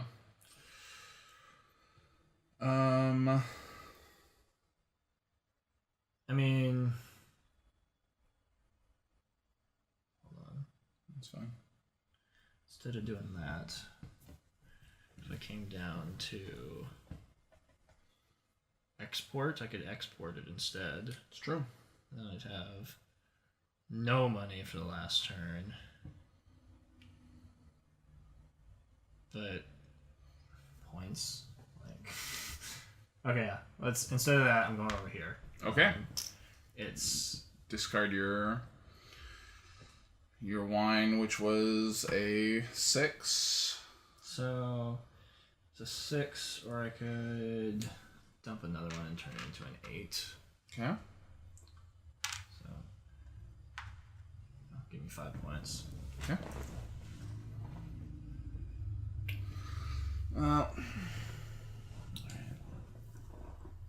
I'm gonna just operate slim. We're gonna be lean and hungry for our last round.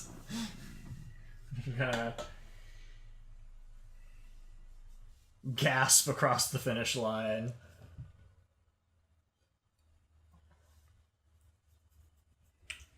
What do I do then? I already forgot what we decided we were doing for endgame scoring. We were gonna. You can discard wines to move your barrels up here, which obviously isn't gonna be a thing because neither of us have got barrels there. Or wine. Or wine. Okay. So yeah, like that's not gonna happen at all.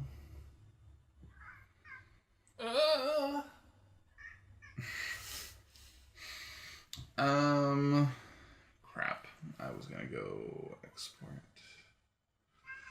You pay me to do it. Yeah. You've got the money. I don't really want to though. Cash out that guy that gives you $2. Give me one of those dollars, you break even.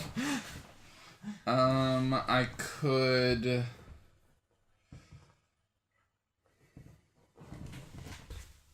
spend money to go. We're gonna produce wine and then go into the fair. So we'll produce wine twice more. Yeah. Maybe it is worth me doing what. I don't know. I didn't really plan ahead. I just kind of was like, let's do this thing right now. Export this wine. I'm gonna spend 1,000 bagels to move, and I'll spend 3,000 bagels on Another winery.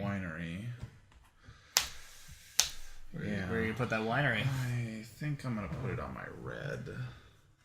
Since my red is just trash because of the weather. It's pretty trashy. Alright, so That's gonna counteract my weather problems. Yeah. okay, pay your guys. 1,000. Produce wine. -1. So that's a level 1 red wine. So glad I got into the Alentejo region. Yeah. And this shifts over. 2 red. And another 4. Yeah, 4.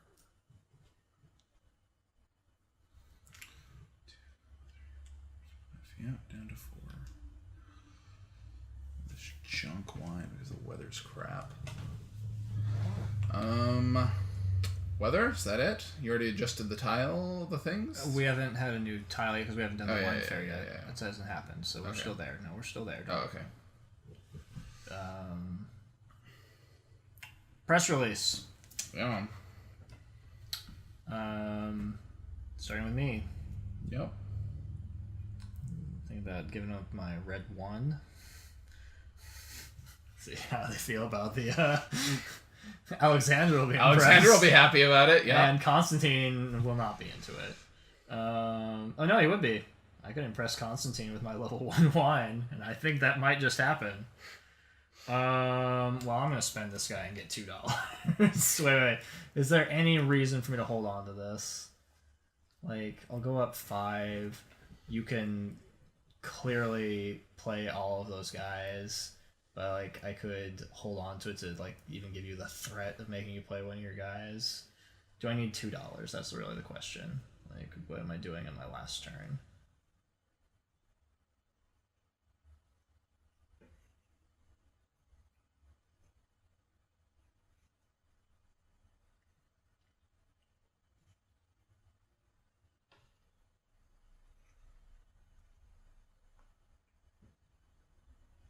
gonna spend this guy. Okay. Do you want to spend your add a renown cube thing, or get the $2? I'm gonna get $2 and get a renown cube. Okay. Maybe I'll do that too.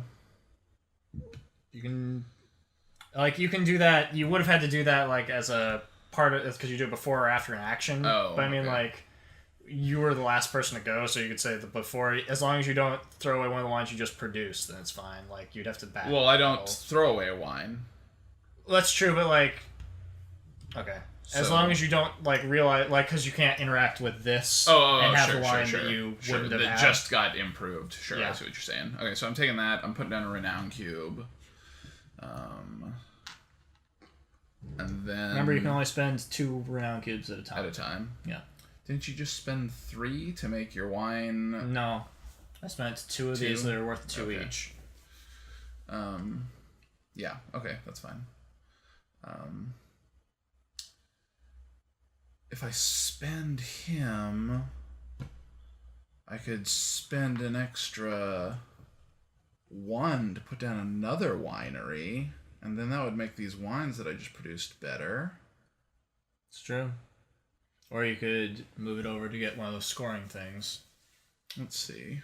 That's 2 for a cellar. 2 for a cellar. 2 for each vineyard. Vineyard, yeah. So that'd be 4.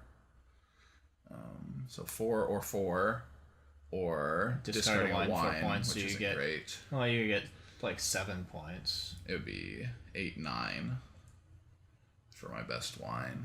It'd be 11. Is it 14? 7 plus 1 plus 1? No, it's 7 plus 3. Oh, it wasn't there. Yeah. Okay. This is why you're supposed to do things when you're supposed to do them. Well, I didn't realize that I couldn't do this one at this time, since the tiles are stupid and are all at different times. I still haven't decided what wine I'm going to press release. think I'm going to buy another vineyard, or another winery. So that will place a renown cube here, which will make this a 5 instead of a 4. It was produced.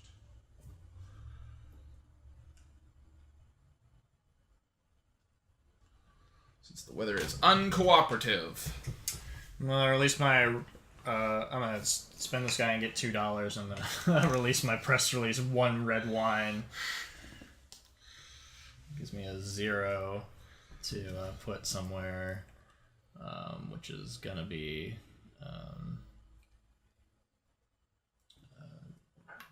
there. Okay. It's going to give me 7 points. Okay. So my press release, I need to get at least 7.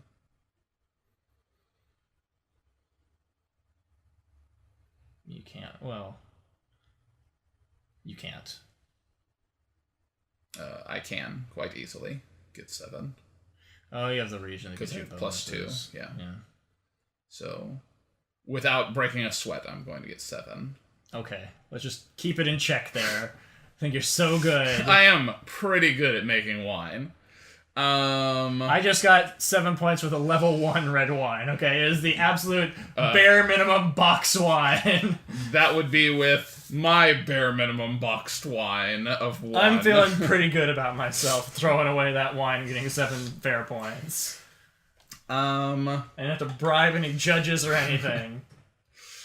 I think... Let's see, if I do blue and green, I can get, or blue and yellow, I can get 6 fair points and jump into the lead. Do I want any of those guys? No. Okay, that's what I'm gonna do. So I'm gonna discard my level 1 red, and that means we both impressed Alexander because you did a red also, didn't you? I did. So You can choose to not give him a barrel, but... Are you given...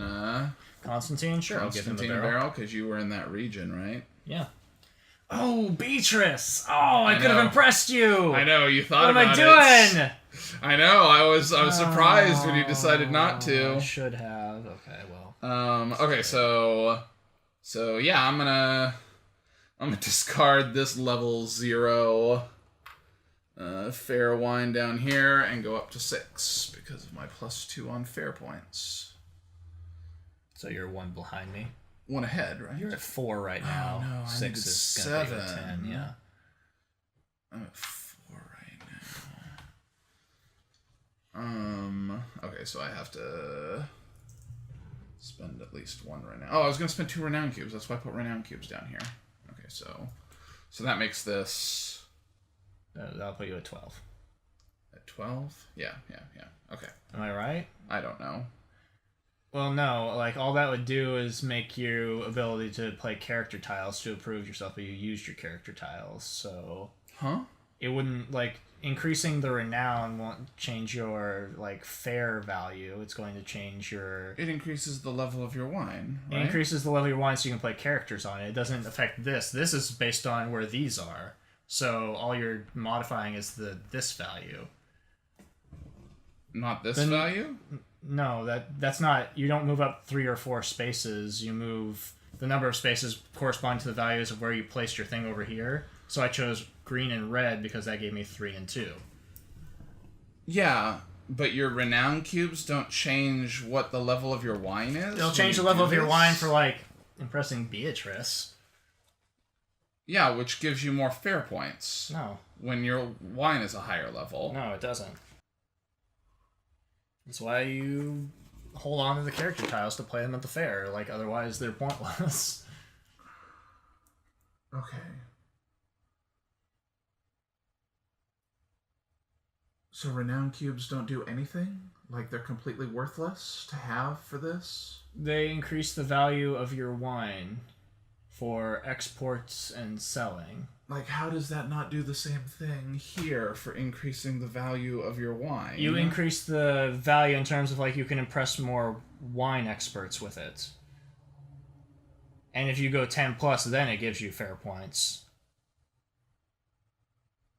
But going from 1 to 2 to 3 to 4 doesn't give you a level... better wine in the fair? No, it gives you the ability to play a character tile to get points. It straight up doesn't make any sense. It's how it functions. Like, that is completely nonsensical that I'm putting down the 1 token instead of the 0 token, therefore it's worth 1 more point. That's what these mean. It's not what they mean. It means it's the number of character tiles you can play.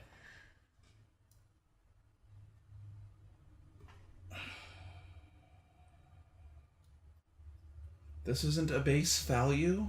No. I thought that was the whole thing that was happening here with these. No, that tells you how many character tiles you're allowed to play. Alright. Because I can't produce...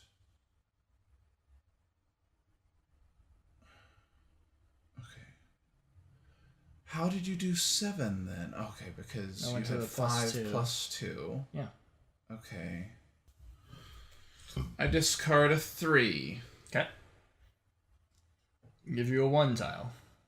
I'll put that down here. Okay, so you get 5 points. Plus 2. Plus 2. Because it's a red wine from region 2. Okay, so you impress Alexander. And then I get do you want to put a barrel? Tile. Yeah, do you want to put a barrel down for Alexander? Yeah, I guess. Which character tile do you want? I'll take... Free movements. I don't care. I'll take the green one. I'm just going to discard it. For points? For 3 points? Yeah. Okay, so... Out of the game. And you secretly discarded that one to get 3 more points. Okay. Yeah. Oh, it didn't, like, increase green more, did it? No. This one would increase yellow more, which would have the same effect. So if you want to do that, you could. No. It would only be worth 2. So this is probably the best thing. Yeah, that's fine. All right. So you did that. Okay. One smelled good. You get 12 points. I get 8. Okay. So I go to 16. 2, 3, 22. 4, 5, 6, 7,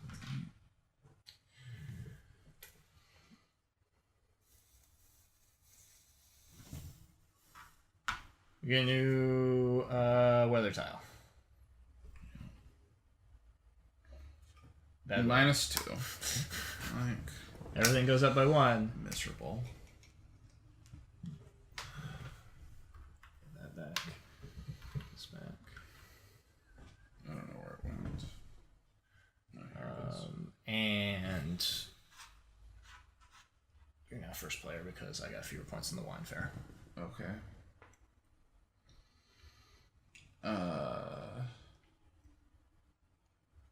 And you get your characters back. Yeah.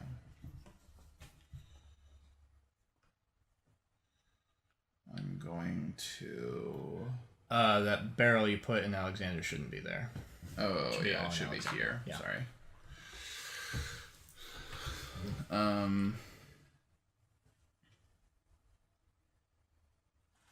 Okay.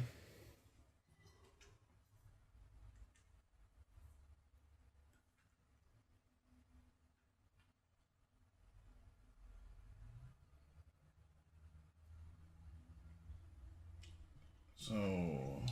My red vineyard's not going to produce anything this round. Yeah. Unless I bump up I go out of my way to buy a vineyard to make it do something. Yeah. The vineyard's way over there, and that's not happening. I'm gonna hire, I guess. If I hire...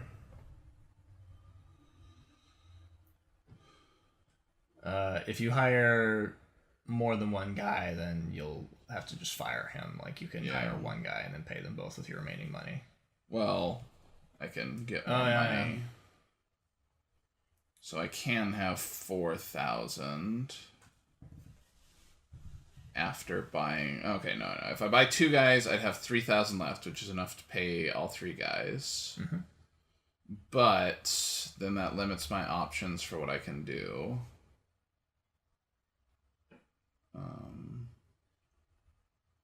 But don't forget, you've got your tile to take an Alexander action, and you can do that before or after an action, so you could use that to sell a wine to get more money. That's true, if I need to. Or you could use that to move over and get some points for endgame. Yeah.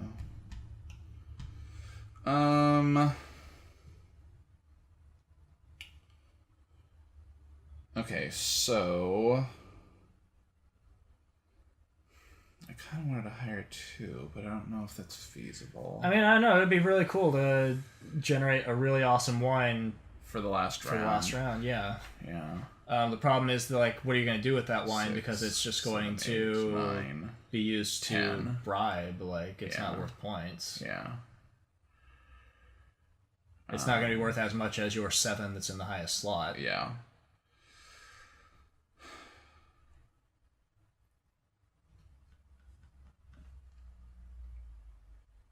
But if I want to produce anything more than a 1 down here, I need to do that. I need to hire a guy. Mm-hmm.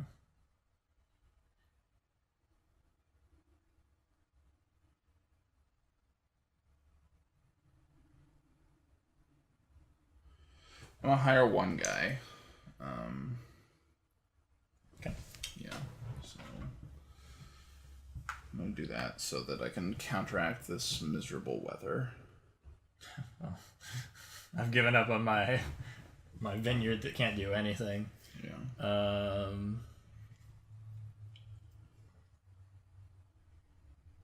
So we're gonna have a thrilling time doing something.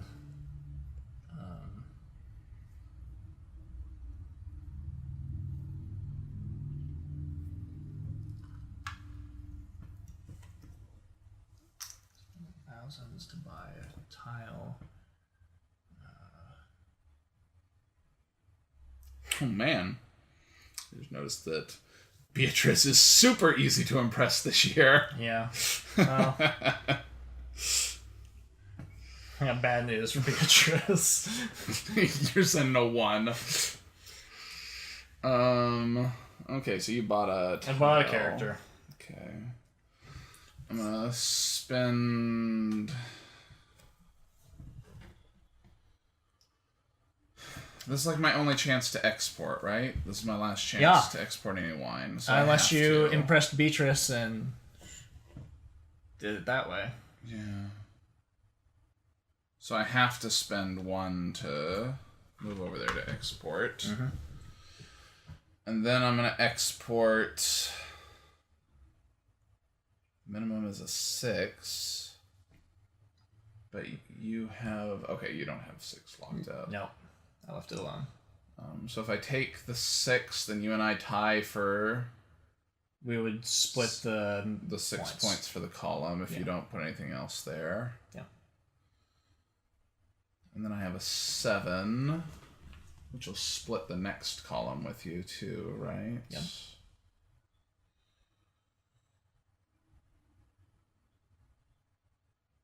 And then what can I get for a 2 there? What can I get for a 2? You got anything? 2? 2? Spend those renown cubes. Yeah. That just brings it up to a 4. 4. So maybe you should bribe someone with that. It's a big 2. I hear Alexander's really into cheap white wine. It's a red wine. It doesn't matter. You just discard a wine. Oh, it doesn't have to match the thing? No. You just discard a wine. You say, here, have some wine. Let me do a thing. Okay, so...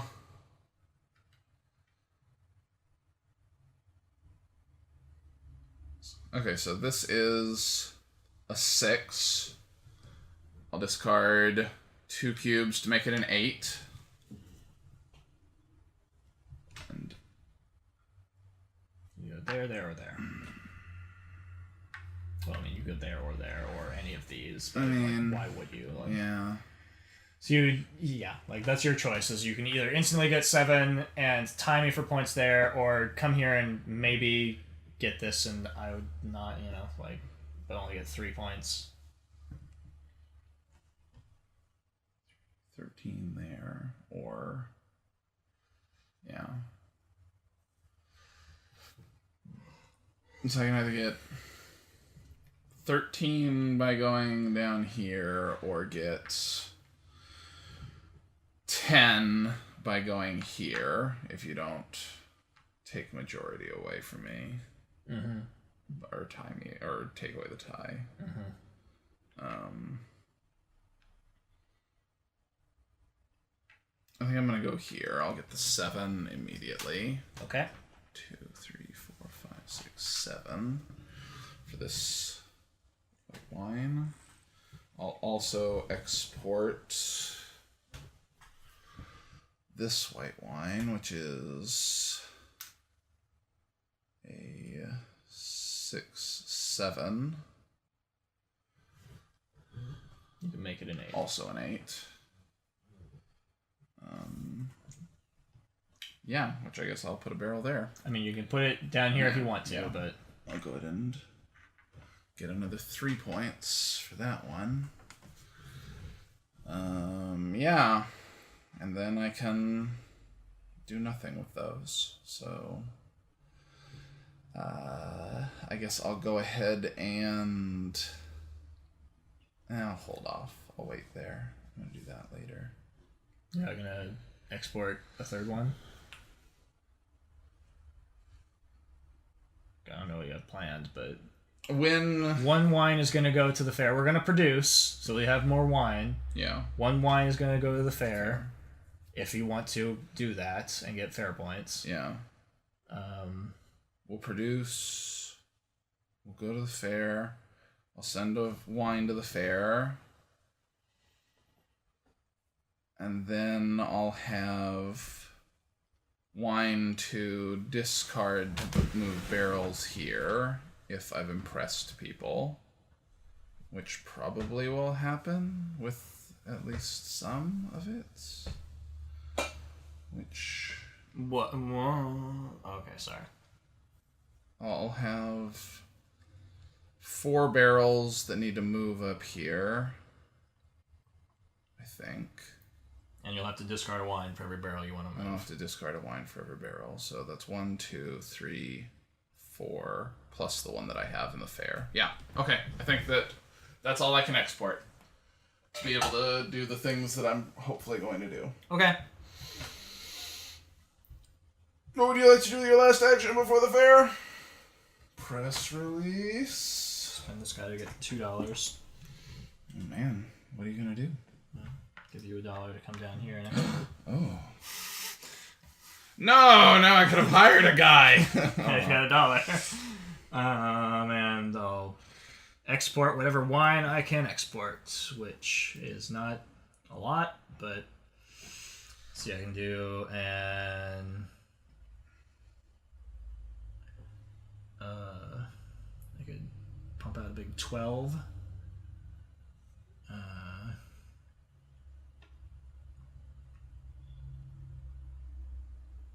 Which seems like that's probably a good move. Let's look at cheapest up. So this one is a 6. This one could be a 6 if I burn the cube on it.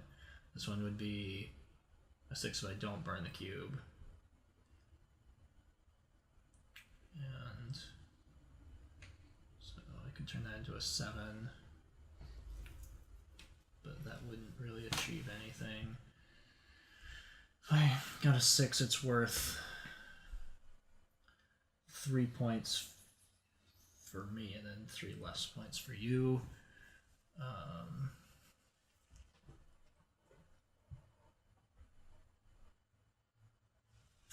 Okay, well, I think...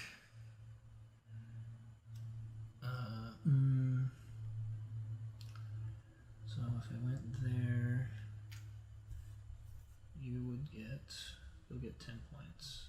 If I don't do anything, if I do go there, you only get 5 points, and I get 5, so if it's worth 21 twice, it's worth...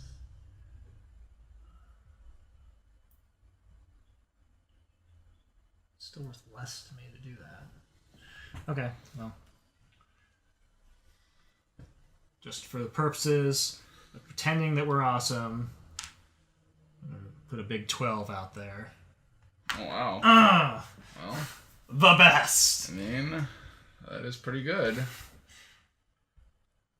And everything else in this game is going to be pretty disappointing, but at least that happened. Shipped off some... Outstanding wine. Outstanding wine to some foreign country. Yeah. And I can burn this one to get a 6 out there, so that happens. And it gives me 3 more points. And looks like the majority up. Okay. So we produce wine. We pay our people. Yeah, pay our people, which is those 2. Wines improve -2 because so of my weather. red does not produce anything. So that's 2, 3, 4. So I produce a white 4 and a red white 3. 3. Oh, good wine. Oh, before we move on to the fair, try to decide if I want to discard a wine or if you want to discard a wine to do a thing with. I guess I would have been doing it because it was like before or after my action. Yeah. So this is still here. Constantine, what can you do for me? Give me a point for every cube, so I could get 4 points, or I could get 4 points, or I could get 4 points. Alexander, what can you do for me? 4 points. Not much. 2 points. 4 points. That's 5 points. That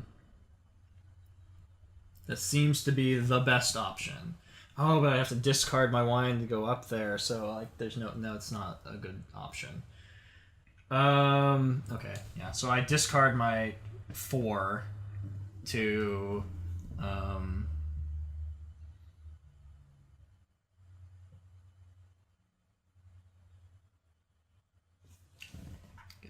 points. Okay. That's at the end of the game. Okay, now we produce. Okay. What happens? Press release. Press release. Okay. And you're first. I am sending this 9, 11 with a +2 More power fair. to you. More power to you. Blow us out of the water with your great wine. Okay, so it's gonna be. Okay, so it's starting with a base fair value of 4.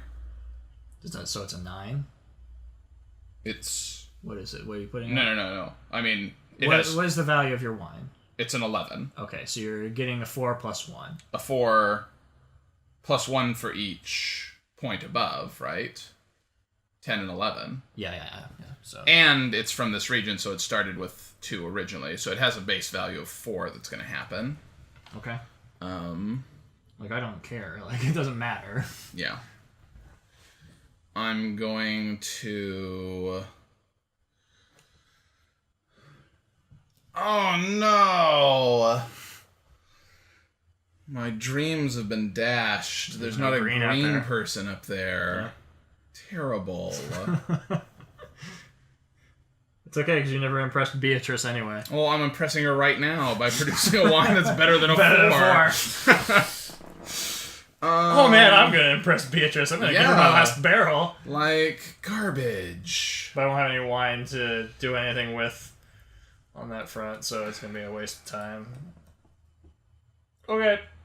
Well, alright. I guess I'm gonna go ahead and go with this green and red spot and have... that means you're gonna get... 11 fair points? No, it's 3 plus 2 plus 2 plus 2. Plus 2. Because of the 2 cubes that were 10, 11. So 1, 2, 3, 4. 5, 6, 7, 8, 9. Oh, yeah, 7, 8, 9, 10, 11. I don't know why you're doing that. Like, you think that I'm competing with you. Like, there's literally no reason for you to do that because you're still going to get first place, but fine. Because it's the greatest wine that has ever been seen at this World Fair. I guess that's true. I mean, like, it's not the World Fair, it's the Portuguese. I am the most renowned of wineers. And I impress both of them. I guess I can impress any of the 3 of them, but I'll go ahead and put things down there. Okay. I release... Do you want to bother? Like, do I want a character tile that will do nothing for me? Or $3? Like, I could just not participate in the fair. Oh, I won't get points, though. Like, I have to do it. Yeah, you have to put something out. White 4! It's a... No, that was my... Level 1. This one. And I'll take a... character tile, I guess. Like... don't really have any motivation to do anything, but... we'll go there. Okay. That's going to give me 6... Get to take a character tile. This guy... I'd be sad if you reveal a green. Okay. You're safe. I'm pretty good. Now I could secretly play up to... You can play 4 tiles if you wanted to. I can play 1. What colors do you have available? I can't tell you that. What? You just had them face up on the table. No, I don't have them face up on the table because I'm choosing which ones I want. Secret! Should have been paying attention. Like, I can't physically pass you. You know I can't pass you. I'm going to play all 3 of mine. Make it the greatest wine that has ever been made. Fine.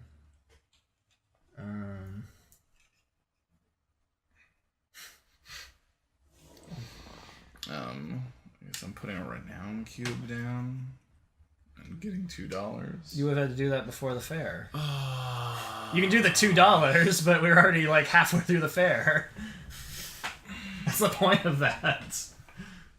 When this stuff happens, it's so stupid. Yeah. Alright, I guess I discard this one guy to go up 3 more points. Yeah! Okay. Okay. Now we're at the end of the game.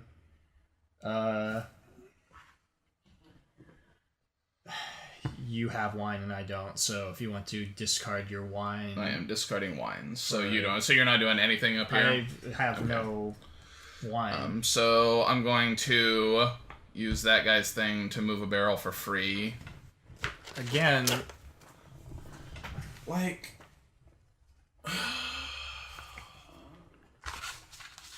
How would I not be able to use that right now when discarding wine barrels to do this? During the taking action step, because we're at the end of the game.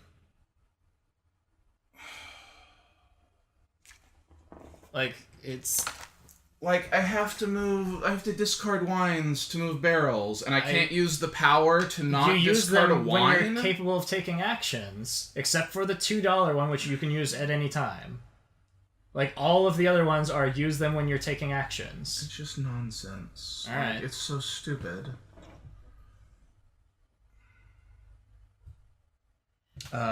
You get 15 points for winning the fair, so that puts you at 41. I get 10 points, which puts me at 44. And now you can discard wines to impress people as you see fit.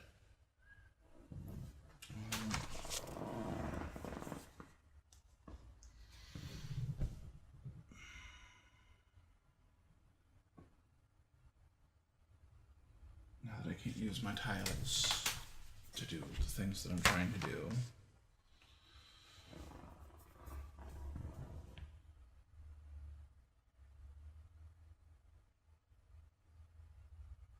Okay, so...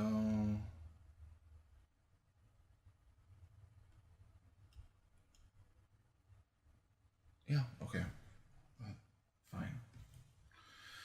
I discard that to move this barrel and get points for this wine that's at 12, 13.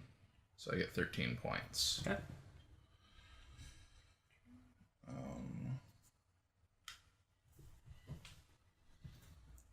And then I discard a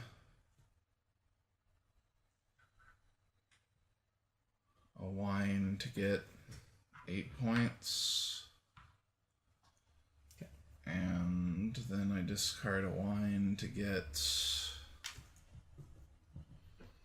either 4 points, 6 points, 2 points. Yeah, it has to be the 6th. That's the only thing that's worthwhile. 6 points. Okay. And then I have majority here, so I'll get 6 points. I have majority here, so I'll get 8 points. And I have majority here, so I'll get 12 points, and you'll get 10 points.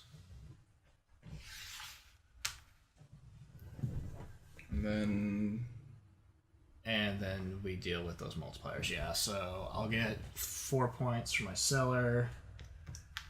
I'll get 4 points for the wineries. You'll get 8 points. Didn't you just do that when I was talking about points? No, I didn't give myself my things. Did you give yourself the point? Oh, I gave you your points. Yeah, that's what I was saying. You just gave me those points. Yeah. So we tie at 78. It does seem that way. I'm gonna use this guy to get $2, just in case. You are allowed to do that because you could use it at any time, and money may very well be the tiebreaker. In case the ties, the player with the highest number of barrels in the export area is the winner, which is me at 4. Okay. In case of further ties, the player with the highest amount of money and cash in bank is the winner. Okay. So that was a dead heat 78-78 game of Vinhos. Garbage. We're talking about Vinhos. Wines. That's true. It's about wines. I've played this more than you have. It's true. Twice as many times as you have. And, Do you think it's miserable? No. But I don't think it's fun. And I think that's kind of the overriding takeaway I have for this game is that it's got a lot of things going on and I respect the design, but I don't really enjoy playing it. There you go. Vinhos. Yeah. It's not fun. Okay. So... Oh, sorry. I thought that was the end. That's at least a brief overview of the points that should be covered. Where do you want to start? Components. Let's talk about components. Okay. I have 3 nice things to say about this game. Okay. 2 of them are about components, and 1 of them you already touched on, like design. There are some good design elements. Okay. It functions mechanically. I don't think it functions in a way that's fun, but it functions. Components. 2 of them are about components. I think the art is nice. Mm-hmm. I think it is very pleasant. I think that the display of most of the information is pretty clear. Like the person tiles are a little confusing on some of them, but for the most part, like you can look at what the graphic design is and you understand what that thing means. The counterpoint to that would be that I pulled this out to teach it to someone and they were very intimidated by the board. And yeah, there's a lot going on. They're happening. And I don't know if that is partly due to the graphic design. It does seem cluttered because there's just lots of information happening. And I don't know if that could have been cleaned up in any way that really would have been beneficial to the game or, helped out with that issue. But, yes, I agree. I like the artwork. Now, do you remember what the new Deluxe Edition's artwork looks like? Not really. I think that I remember thinking that it was a little nicer in general in terms of artwork, but that they were roughly equal to me in terms of how much I thought the artwork was good. This one has a it's kind of like overwhelmingly gold. Mm-hmm. And I guess sort of warm tones. Yeah, that's true. I would say the Deluxe Edition has sort of like a bright pastel kind of I don't remember tone to it. I prefer the artwork to this, but... The artwork in this edition? Yes. Okay. I think that was just a matter of they had to come up with hire a new artist, and they just went a different direction with it. And I don't know that I would complain, really, if I had to play the new edition just based on artwork. That isn't really a vital thing to get upset about. But I prefer the art design of this version of the game. What's your second thing about My second thing about components is just the components in general are, like, fairly nice. I think the barrels are nice. Like, these little... meeple mans are pretty nice. The tiles, they're a good thickness. They're clear. That stuff I think is all pretty good component wise. I think that the wine tiles are a little fiddly, just because you kind of have to like sort them out into numbers and know what you're gonna need, because otherwise it's a nightmare to dig through the pile. And I know in the deluxe edition, I think they had some kind of organizational system for them. Was one of the things that happened with that, which it really needed. Mm-hmm. Just in general, I think the components are fairly nice. And tokens for money instead of like paper dollars. Yeah. They aren't like great tokens for money, but they're pretty good. Yeah. Any thoughts on components that you wish were improved, or do you just kind of feel like... not really related, and it's never come up in a 2-player game for us, but it might in a game with more players. I thought it was kind of odd that the renown tokens aren't like player colors. But anyone could spend the renown. Yeah. I think that's kind of an odd mechanic in the game that anyone who has a disc in that location, so can spend them. Discs. Yeah. I think that's really strange, rather than them being player-specific renown, like it being your winery that is renowned, not... Well, you're bringing fame this to the part of region Portugal that you're is, interacting with, not like yourself personally. Yeah. So that's never mattered to us, because you and I have never doubled up on regions. I doubled up on regions with the people in the 3-player game I played, and it was kind of an interesting... I kind of gambled and put a cube in a place that I shared with someone else, and then they spent it, like, immediately. Yeah. And I was like, alright. So. See, like, that would really frustrate me a lot. I mean, it was frustrating, but yeah, I chose to do it, so... Yeah. I guess for me, like, the only real component issue I have is these little tiny things for increasing the fare track. The sight, the smell, the taste, and the alcohol percentage. Like, they're just real tiny. Yeah. And could be incredibly easy to lose. Sure. And I think they could have done something different with the graphic design to make this a bit wider, so that you could have used something closer to a disc shape, or even these would have been fine. Those are... Or, like, pegs, like the player pegs. Yeah. I always thought it was weird that they didn't have basically player pegs for those. Yeah. Since that's the same size as these. Yeah. It would just be a lot easier to move and see. Yep. So that would be my principal complaint with components. Sure. Okay, so where do you want to go from here? What do you want to talk about? Do you want to talk about... Okay, let's talk about... in this playthrough that we did for our video, we did not deal with the bank. Yep. Let's talk about your opinion of playing the game with the bank versus without. I think both ways the game is absolutely miserable. Okay, well... I felt like... Okay, so the first time that you and I played this, we played it during the deluxe edition for the Kickstarter, and we were trying to decide if we were interested in backing the deluxe edition. I bought it specifically because someone put it up for sale because they backed the deluxe edition, and they were like, I don't need this now. I was like, well, I'll get it. We'll give it a shot and see what we think, and then you can find out if you want to back it. And exactly. And I think that my exact words for you after we played that was that you couldn't pay me to play it a second time. And then we talked about differences a little bit, and you told me, the new edition doesn't use the bank, which I think is the worst part of this game. That every time you sell wine... Like, this is a game... Like, if you watched the gameplay, you saw...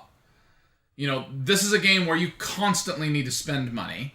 You spend money on movement. You spend money when you take actions. Every action costs you money except for exporting wine and selling wine. And I guess press release passing doesn't cost you money, but... everything costs you money. So you have to go sell wine at least a couple of times in the game. And with the bank... You sell wine and the money goes to the bank. So then you have to take the bank action so that you can get the money that you just got from selling the wine. It just adds an extra step in there that is pointless and worthless. And just wastes your time in a game where you only have 12 actions to take. Yeah. Well, 12. Is it 12? It's 12, yeah. It's 12 plus if you 4, 5, burn 6, wine 7, to take 8, 9, special 10, extra 11, actions up here with the managers. Yeah. So you only have 12 actions to take in this stupid game. Yeah. And you're supposed to spend 4 of them to do a sell action and then go to the bank. A sell action and then go to the bank. At points in the game. Like, I can understand how if you were really, really good at Vinhos, that adding the banking mechanic in would be a good way of upping the difficulty to make the game more difficult, tighter on actions, harder in general. If you're just trying to play the game and have a good time, it is miserable. It is a terrible design decision to waste an extra action on getting your money.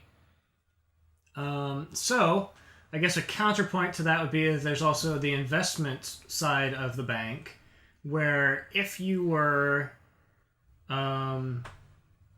dealing with it in a way that made, like if you made some initial money and you put it in investments, then you would be getting income every turn, and that would soften the need as the game progressed of having to sell more wine to get more money, I think, because over the course of the game, getting $3 every turn. I don't think that's true, because I remember the last time we played this, I was at the top of the investment, and I still never had money.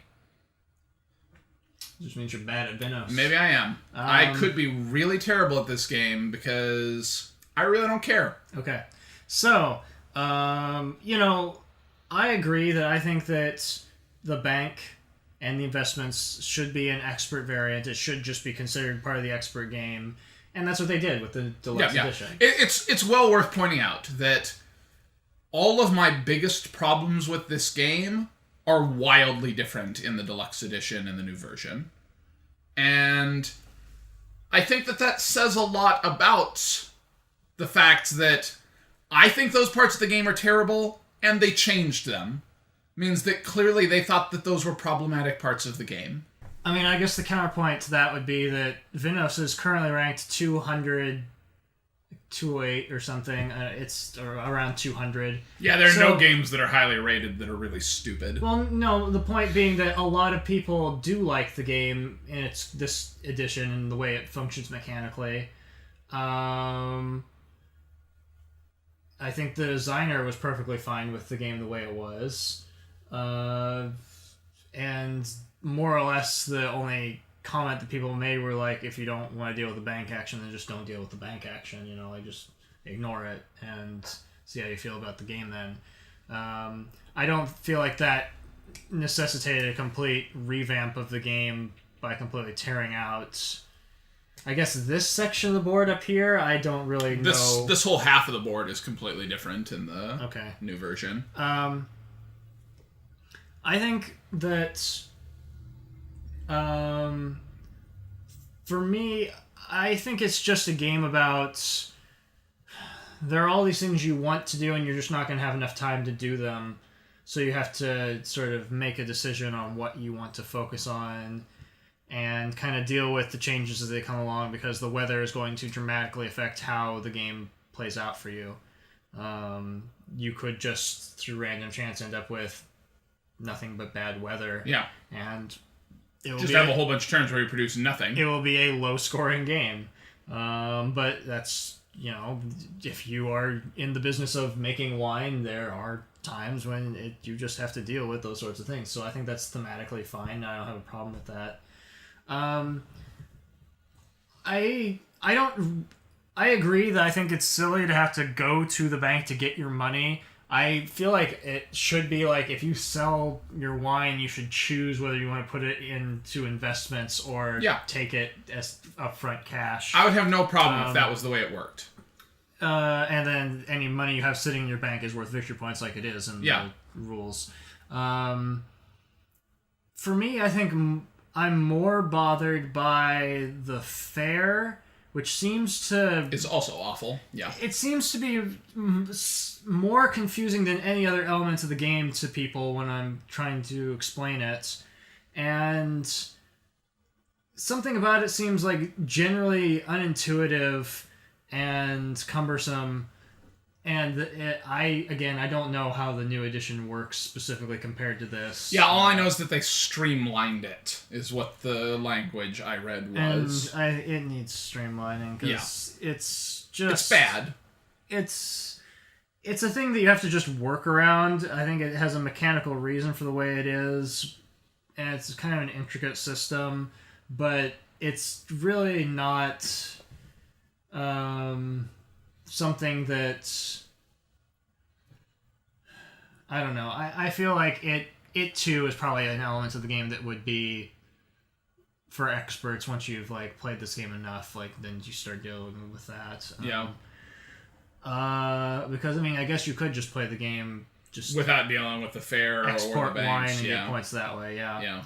But then the game would be kind of lacking, and they would be missing a whole chunk over here, and you'd need to have some other scoring mechanic. But it could be a really good way to structure like a beginner's game for this. Yeah. To just ignore those sections of the board. I know that the section for the 3 wine critics changed a lot in the new edition, that it's like tiles now instead that you get that give you powers.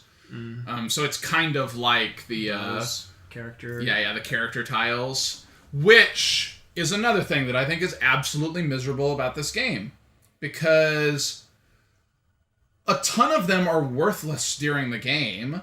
Like all these ones that let you reshuffle, like go through, pick which tile you want out of the stack in a region. That could be useful. Could be really useful. It's easily the weakest one there. And there are a ton of them. And once they're on top, there's no way to shuffle those piles to get new ones up. There's an equal number of all the... Oh, it just seems like they're always on top. It's because nobody ever takes them. They're so useless. So unless you really want an expert for its like bottom half ability just to discard, they will just sit there. And then... the other one that's kind of less useful, I think, is the take back a barrel one. Yeah, that one's not really helpful. It can be, but most of the time is not. Like, I think those are just really poorly balanced in general. But my bigger problem with them is that every one of them has its own rules about when it can be played in the game. Like, I don't know how much of it's going to be in the footage that you end up cutting together when you do that section of it. Probably going to cut most of it. But right at the end of our game, we were trying to figure out... I was trying to do my actions up here with discarding wine, and I wanted to use my tile that says, don't discard wine when you move a barrel. But the rules for that are that you can only do it after an action. So, why? Like... I have to discard wine to move a barrel, and I can't use the tile to do that. It's just completely ridiculous to me. Well, and it meant that I lost the game, which really made me angry. Okay, well... I think actually pretty much all of them are use them during your actions phase, except for the $2 one just gives you $2 whenever. I don't know. And, I mean, it is inconsistent in that one is different from the others.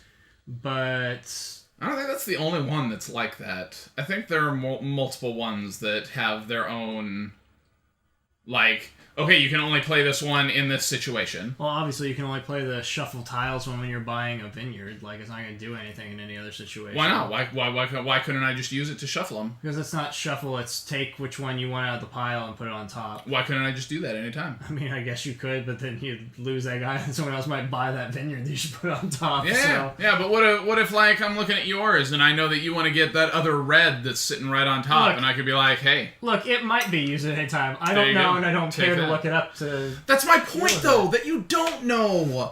That it's stupid. The reason I don't know is because that tile is never advantageous to take, so I've never bought that tile. That's not the point, though. My point is that the fact that you know you need to go look in the rules to find out when you're allowed to use that tile is stupid.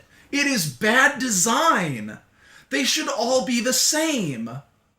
Every one of them should work the same way. Would you be upset if you could only take $2 at specific points in time? I would be less upset if it was consistent in that all of them operated that way, instead of, oh, well, you need to discard wine to move your barrel, but you can't use your special tile that says you don't have to discard wine to move the barrel.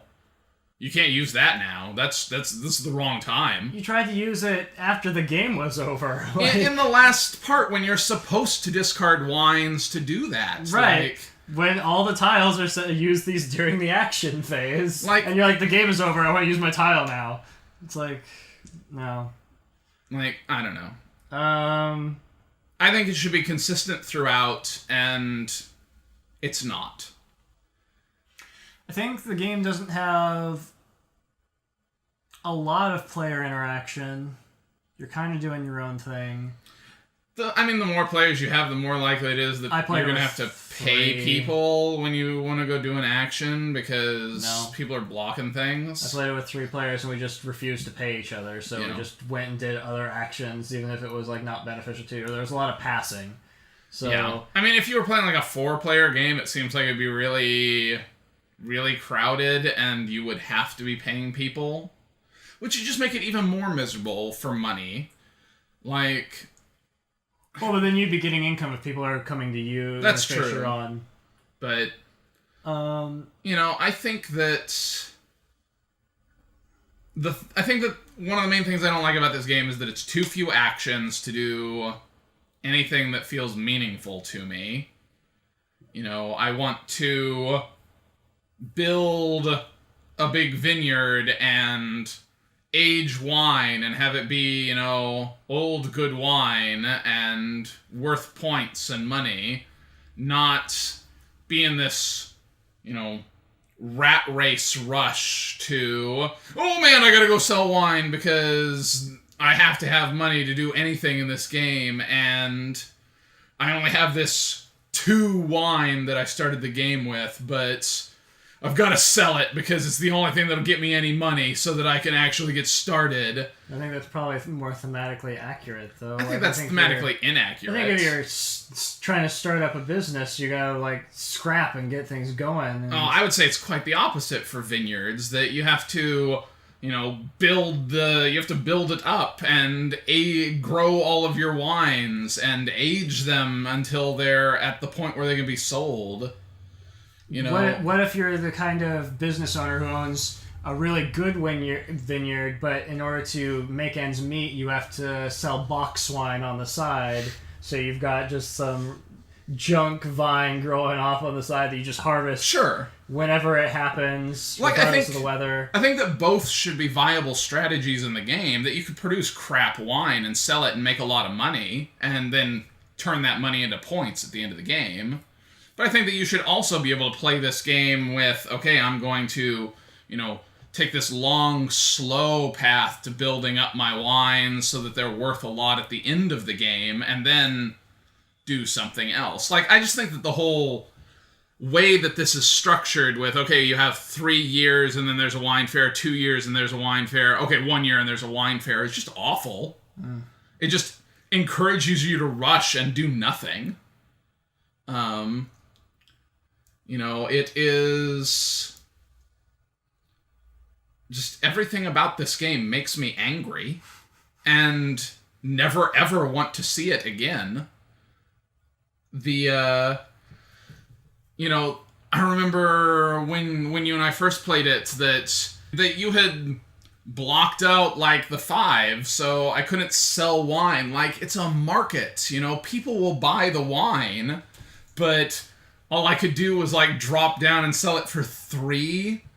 It's just ridiculous. I hate everything about this game.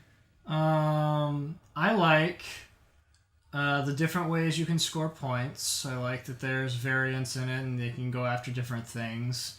I like that there's no real clear, this is the thing to do. Every time I've played it, I've taken a different vineyard to start the game just to see what it would do. And I think all the vineyards do different and interesting things, and it's a choice that, I sit there and go, okay, well, let's see, if I had to do this, then this is what's going to happen as a result of taking this. This one, my cubes are worth double, so that would be a cool thing I can do, and so I want to focus on doing things that put cubes in that region to make use of that power, and if you took this one, then or have less to worry about in the fair, so you can do other things and just kind of blow the other person out of the water in the fair. And the other one, just getting a free seller is really awesome, because then you don't have to waste money getting a seller. And so I think that at least that part of the game with the different regions is interesting. I don't know that it's 100% balanced, but I think it's there are interesting options, and I like that there are interesting options with that. So I'm really happy with the different wine regions part of it. Like you said, that this has been changed in the deluxe edition. I don't know how Like, my understanding is that you start with barrels there, and every time there's a wine fair, you just automatically impress them when you do, like, your press statement, and then that means you get to take tiles from here that give you powers.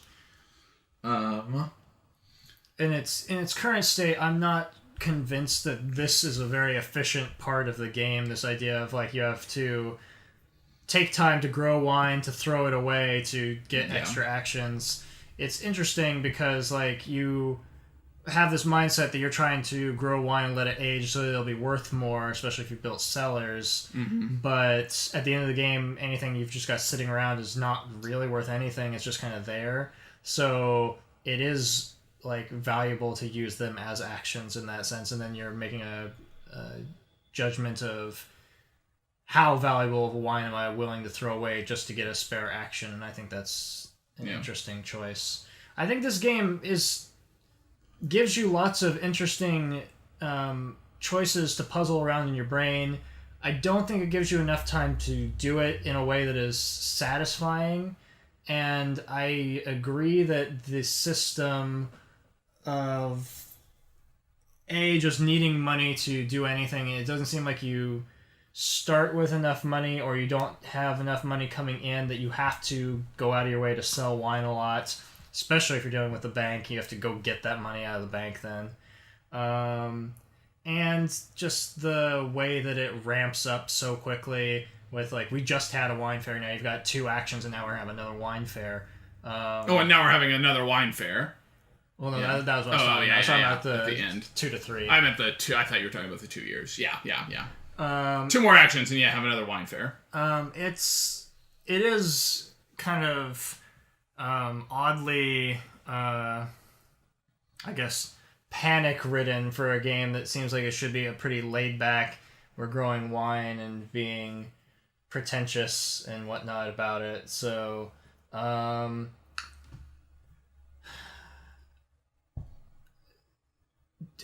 would you like to compare this to Viticulture, which is also a game about making wine that came out a little bit after this? It's more recent. Yeah. So thematically, it's the same theme. Mm-hmm. I don't think that it's, like, specifically set in Portugal, but no, it's not. It's I don't. Yeah, it's set in Tuscany because that's what the expansion's called. I'm sure it's set in Italy and Tuscany. Same, but it's the same game thematically, that you're growing wines and you're aging them and selling them and getting points and money for doing so, right? But, mechanically the games couldn't be more different. That's very much a worker placement game, and I feel like the structure of that game is just so much nicer because, you're alternating between summer and winter on the sides of the board, and you have, it's summertime, so you can plant fields and harvest and do tours of your winery, and now it's winter, so now, this is the time of the year when you're exporting wine and, doing your other set of... doing whatever actions are thematically in that kind of back and forth of the seasons. I don't think you have to deal with weather issues in Viticulture. I could be wrong about that, and it might be one of the expansions that's in Tuscany, and I just haven't played with that one. But,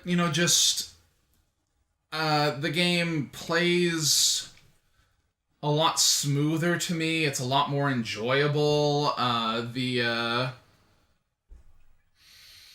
The pace doesn't feel as rushed as this does for me.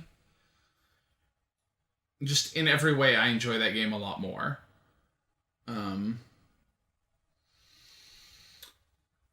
We didn't talk about kind of this... I don't even know what to call this kind of action movement. Someone called it a rondel, and I was like, that's not accurate. It's not. Yeah. It's not a rondel. I mean, it's similar to one, but it's not. Yeah. Yeah, I'm not sure exactly what to call this style of movement. What do you think about it?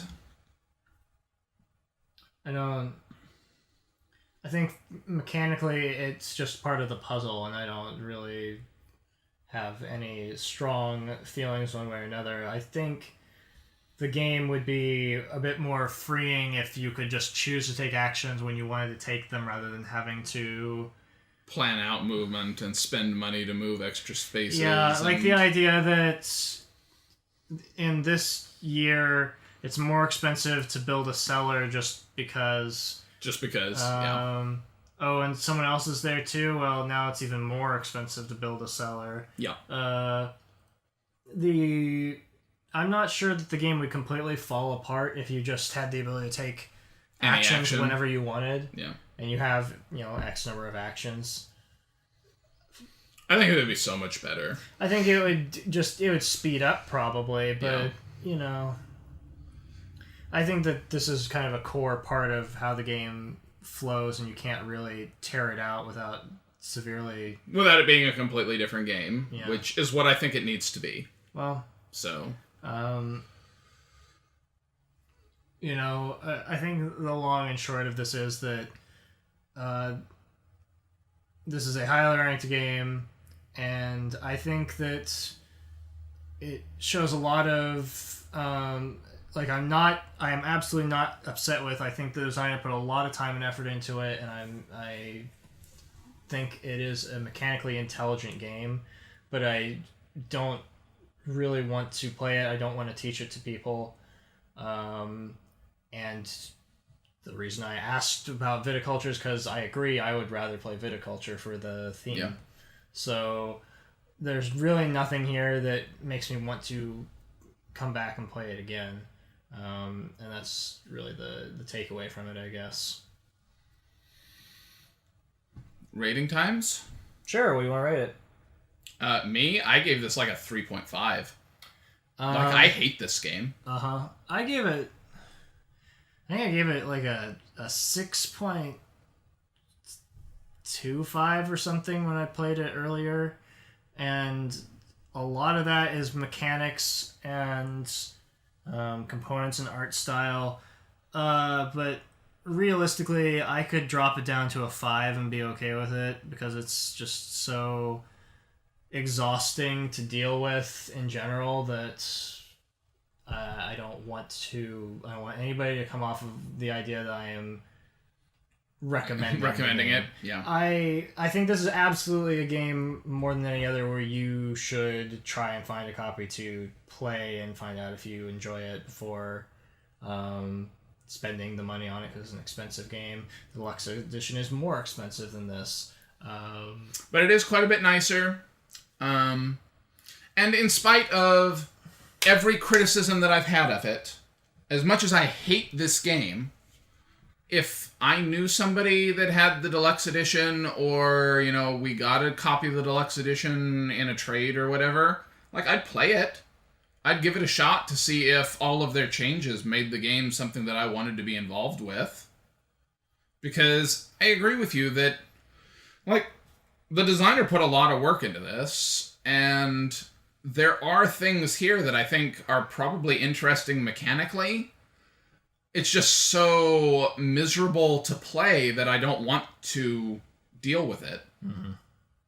And I think, there's a lot of things to, sort of explore different strategies and everything, but I don't think it gives you enough time. Yeah, to do any of it. From game to game, and you just need to... I don't know. I feel like it should be a bit less constraining. And so, ultimately, I would say if you want a board game about wine, you probably should go get Viticulture. Yeah, I agree. And I have no problem with making that recommendation. Yeah. So. And maybe we'll do a video about Viticulture. And that's what's weird is they're not the same games you mentioned. They're wildly different. There is... The theme is the only thing that is similar about these two games. But I do not feel like there's a reason for someone to own both games. Yeah. Anyway, so that's Vinhos. We both think it's kind of miserable. I think it's really miserable. You just kind of don't want to play it. And I kind of just don't want to play it. I think it's kind of just ends up being average overall. Yeah. So there you go. If you want to check it out, check it out. But we don't recommend checking it out. Hey, you know what this game says? It says 12+. Can you imagine how miserable you would be as a 12-year-old trying to play this game?